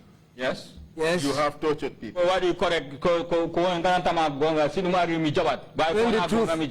When the truth comes out, I will agree to that. But what is not the truth, I will not take it. Okay. I'll ask the question again. Have you ever tortured people on behalf of the NIA?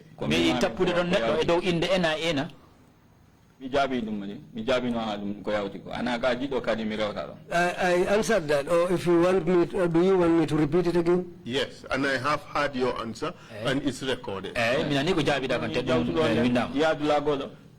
pass the question. Mijabi Kema. Please answer the question.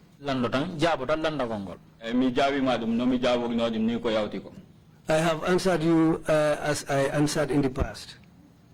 In the affirmative. Mr. Chair. Well, in the affirmative. Let's proceed. Let's but get I said in the affirmative. Hold on a second. Answer. Is yes allergic to Hold on a second. Hold on a second, please. Let's get the temperature down a little bit. We are going to pursue questions that need to be answered for the record. Yes. Our mandate is to create a historical record, an impartial one. Yes. We're trying to just get that done. Anger, shouting, and other things is not going to stop us from pursuing that. We'll have to see how we do it. So if we don't mind, the exchange can be done very, very politely, and then we go on. As I said, nothing is going to stop us. We're going to go on and create a record that we have been asked to do. Okay. So if you don't mind, if says repeat, just answer his question. Repeat what he said. It's for the record. Perhaps I just remind him he has a right, of course, not to incriminate himself. This is a right everybody is. That's what you are trying to do, because you want me, I will not agree to that. No, what is the truth? I will take that, I will say what the truth is. Sorry, okay. So what is the truth? Have you participated throughout your career? Have you participated in torturing people? Yes, I said that yes. Yes, I said yes. Pasala Jeng. Yes.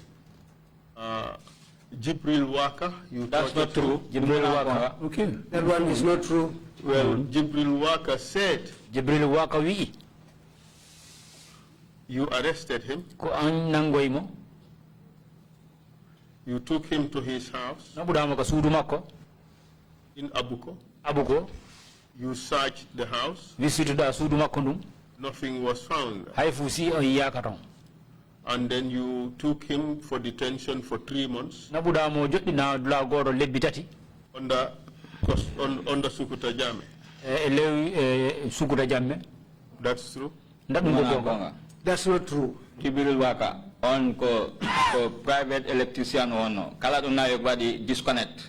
After oyaha wanan boye the branches oyaha owala reconnect ben na mongo kakalis with the pretext ne overlap be.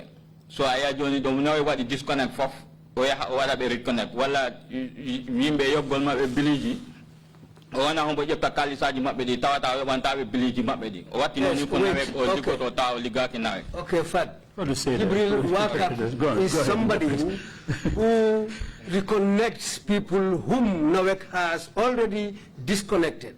So people who Nawek has decided to disconnect, Jibril Waka will come and reconnect them secretly, and they will pay him.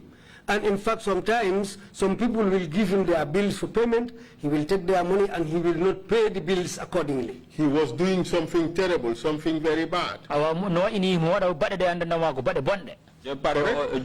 my question. He was doing something very bad, wasn't he? Yes, yes. He deserved to be punished for that.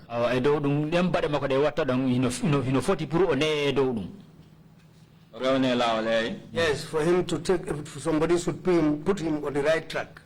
And you punished him.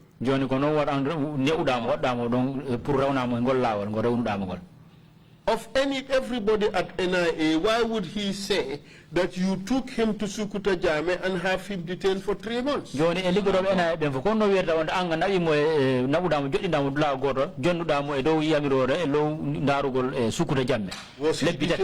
he detained?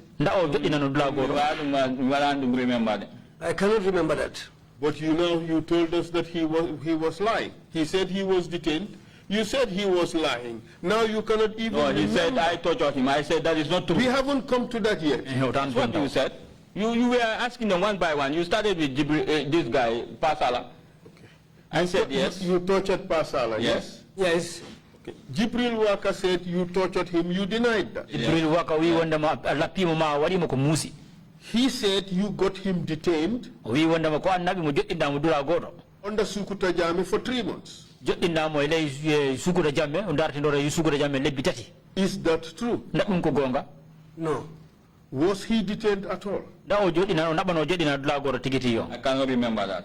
I cannot remember. But he said he was detained. So you don't even know whether he was detained. So you cannot say he was lying.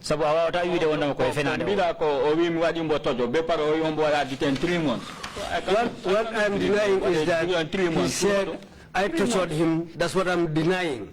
And his statement that he was detained for 3 months, that I cannot say. What do you deny? Is it the duration of his detention or the fact of his detention?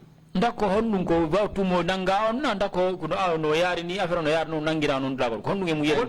you deny? I deny the duration, and for the detention, I say I cannot remember. This is my statement. Okay, maybe. All right. And you know, why would he choose you to say that you got him detained with Sukuta Jame?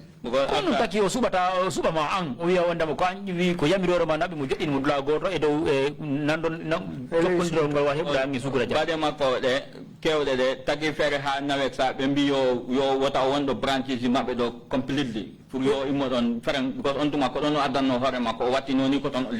You used to go and sit to come around NAWEC offices. You used to go to NAWEC offices and sit there pretending that he's a staff, up to the point that NAWEC decided to ban him from sitting near any NAWEC office because of his deeds. But Mr. Witness, during your time at NAWEC, well, you have admitted you have tortured people. Quite clearly, you were involved in a lot of things that were unlawful. What has the NIA got to do with people who owed NAWEC unpaid bills? What has the NIA got to do with that? The NIA, onto my management. Could be one day my TOR could president of one Minjaton, Purugala on the recoveries on these areas, and then one day it is illegal connection. Now it was incurring a lot of losses. So Johnny put Minjaton in Balaya. Nagan we take go to this disconnection. I Johnny Charlotte of Omar disconnect. Yes, what we went there for. Yes, Fatou. The president sent us there for us to go and help NAWEC because of one, there were a lot of areas that some people owe to NAWEC, and we were to help to recover those areas. And after disconnecting some people,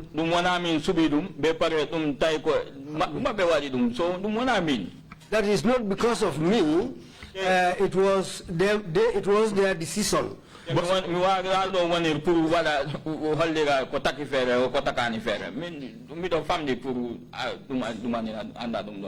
I'm a small person to start doing things like that without orders. You may have been ordered. No, that's what happened. This is what I said. But yes. orders too can be unlawful. The NIA has nothing to do with somebody who owed NAWEC areas. You agree with that? That's not a function of the NIA. You agree with that? Under normal circumstances, yes. Exactly. Yes, that's under normal circumstances. Just answer. Yes, okay. So when you received those orders, you knew those orders were unlawful. It does not matter from whom they came. Does not matter who gave them. The orders were unlawful. It was posting, not even orders. It was published. You are posted. Yes, but that was unlawful. For you to be involved in pursuing people who owed Nawek, that was unlawful. Just answer the question. Yes.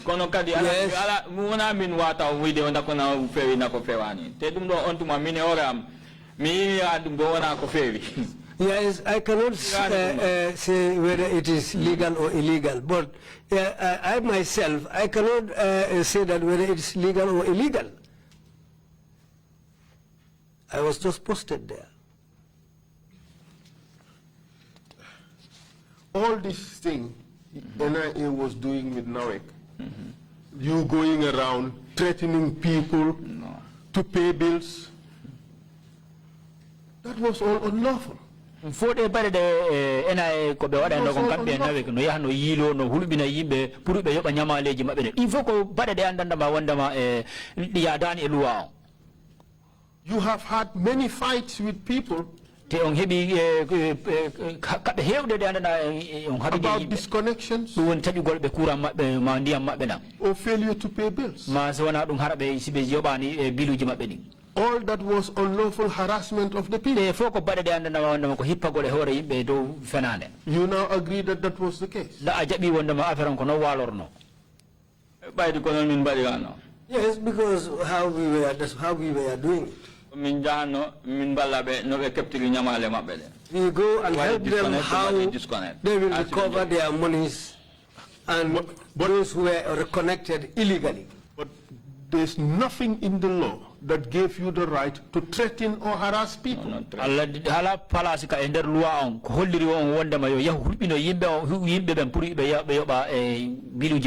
There are lots of complaints against Omar Cham for harassment and threats. Customers. Mr. Cham, sitting here, you're now sitting before the Truth Commission of this country. Mr. Cham, A lot of mistakes have been made in the past. Do you regret your mistakes?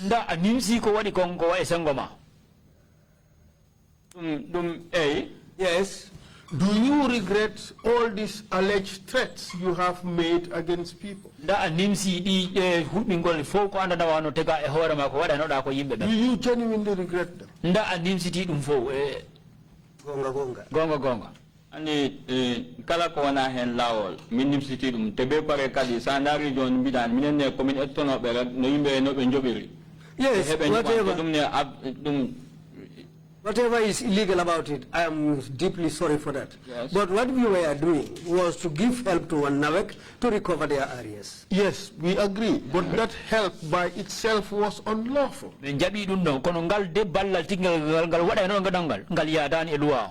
And not only were you only involved with Pasalajeng, Jibril Waka talked about his regular torture on a daily basis. In fact, Jibril Waka this is what he said. During this period of his detention, that is 3 months, Omar will visit me in the morning weekly. Omar duwani ang yontere ndem fo aray yam ka wontong yontere ndem fo. And I will suffer in his hand by physically beating me. With a stick from a neem tree. And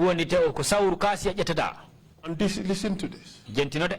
And sometimes he will ask me to undress. And ask me to play with my private parts.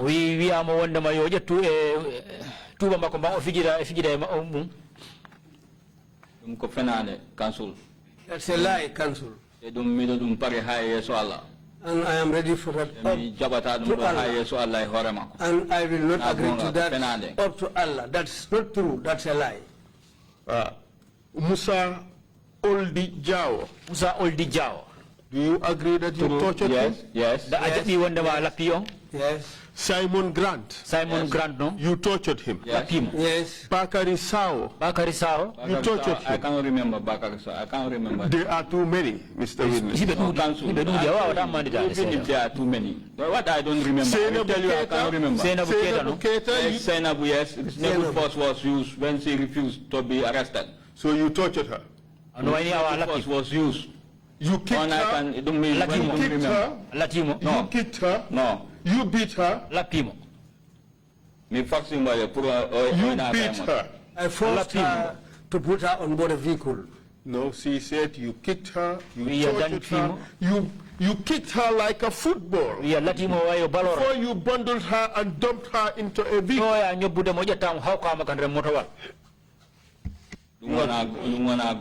That's not true. Mr. Witness, beating people who refused to do what you wanted was normal. You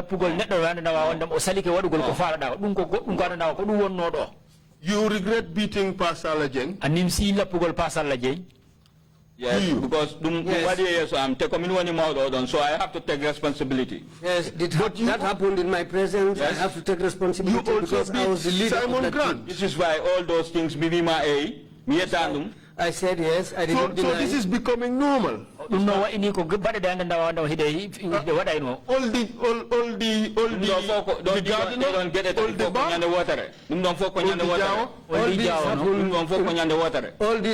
in one day. These three things all happened in one day. Yes. These are the people who has given statements so far. Yes. In fact, 7 people. Yes. Have made these allegations against. For you people in the NIA, beating people was normal.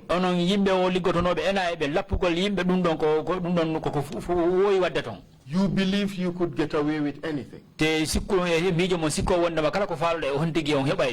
the naked truth, isn't it? Me do andi wande no ma hay suwana do lakara koko arata te kala mona kala dum bawda won wala kala ko bawda wat kala do wona lakara dum koko arata dum andi. I knew that whatever one does will have to face the consequences in the next war. I am quite aware of that. Yes. So whatever one does, you have to face the consequences. Yes, let's deal with the ones here first. Yes. Beating people was normal for NIA officers. You knew you will get away with it. No,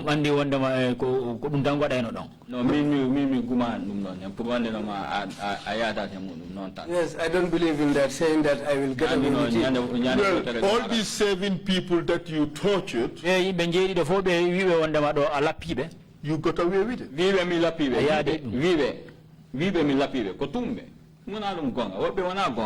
Some of them are not telling the truth. I will not agree to that. Do you know exactly the total number of people you tortured? Do you? I don't know. Apart from torturing people, in fact, torturing was so normal at the NIA, there was a torture chamber, wasn't there? The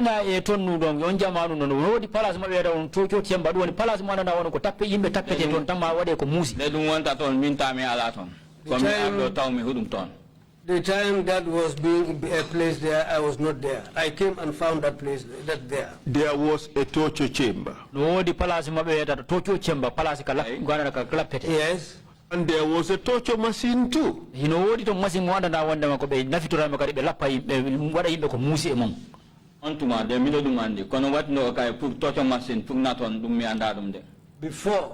that used to be available there, but afterwards I didn't know anything about it. Mr. Chair, I still have a few topics to go.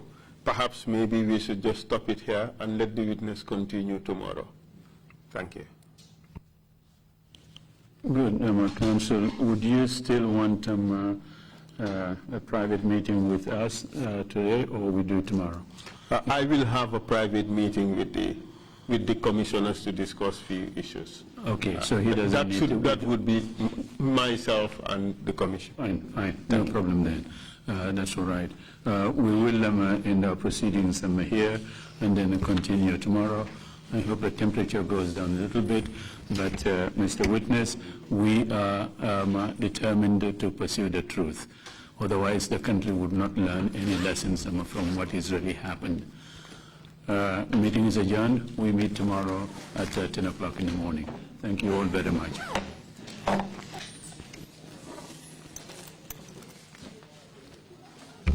bu sa xar kanam réglé loo def mu jag am nañ Patricia Reiner Kiwi Eye the whole range Lighten Up Gold Tomatine I mean the list can just go on and on and on and on lépp loo xam ne rek luy taaral jigéen la ci yooyu rek la ñoo dox Skincare Plus nag emuñ si Gambia rek ñu nga United States ñu ngi Gambia fii ba pare bu dee yaa ngi anywhere in Europe mun nañ la ko mail within 3 days rek ñetti fan rek nga jot say diw emuñ si loolu rek dañ laa consult tamit balaa ñu laa jaay diw dinañ def a free consultation pour wax la rek exactly li nga xam ne moo méngoo ak sa kanam dinañ leen wax tamit ne rek am nañ perfumes you know fragrances men's shirts accessories we do dresses as well we do blouses I mean we do shoes name it we do them Skincare Plus 2020 is our year of perfection.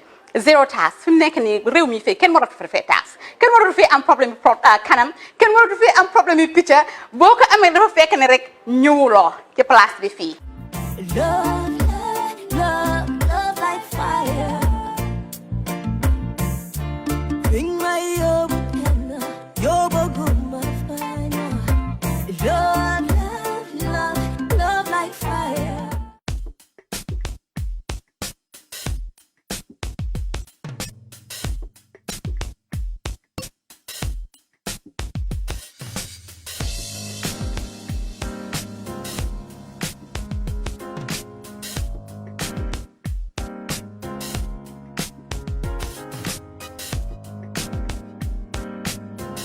Miss V Designer Outlet is the #1 quality and affordable stop shop for all your needs.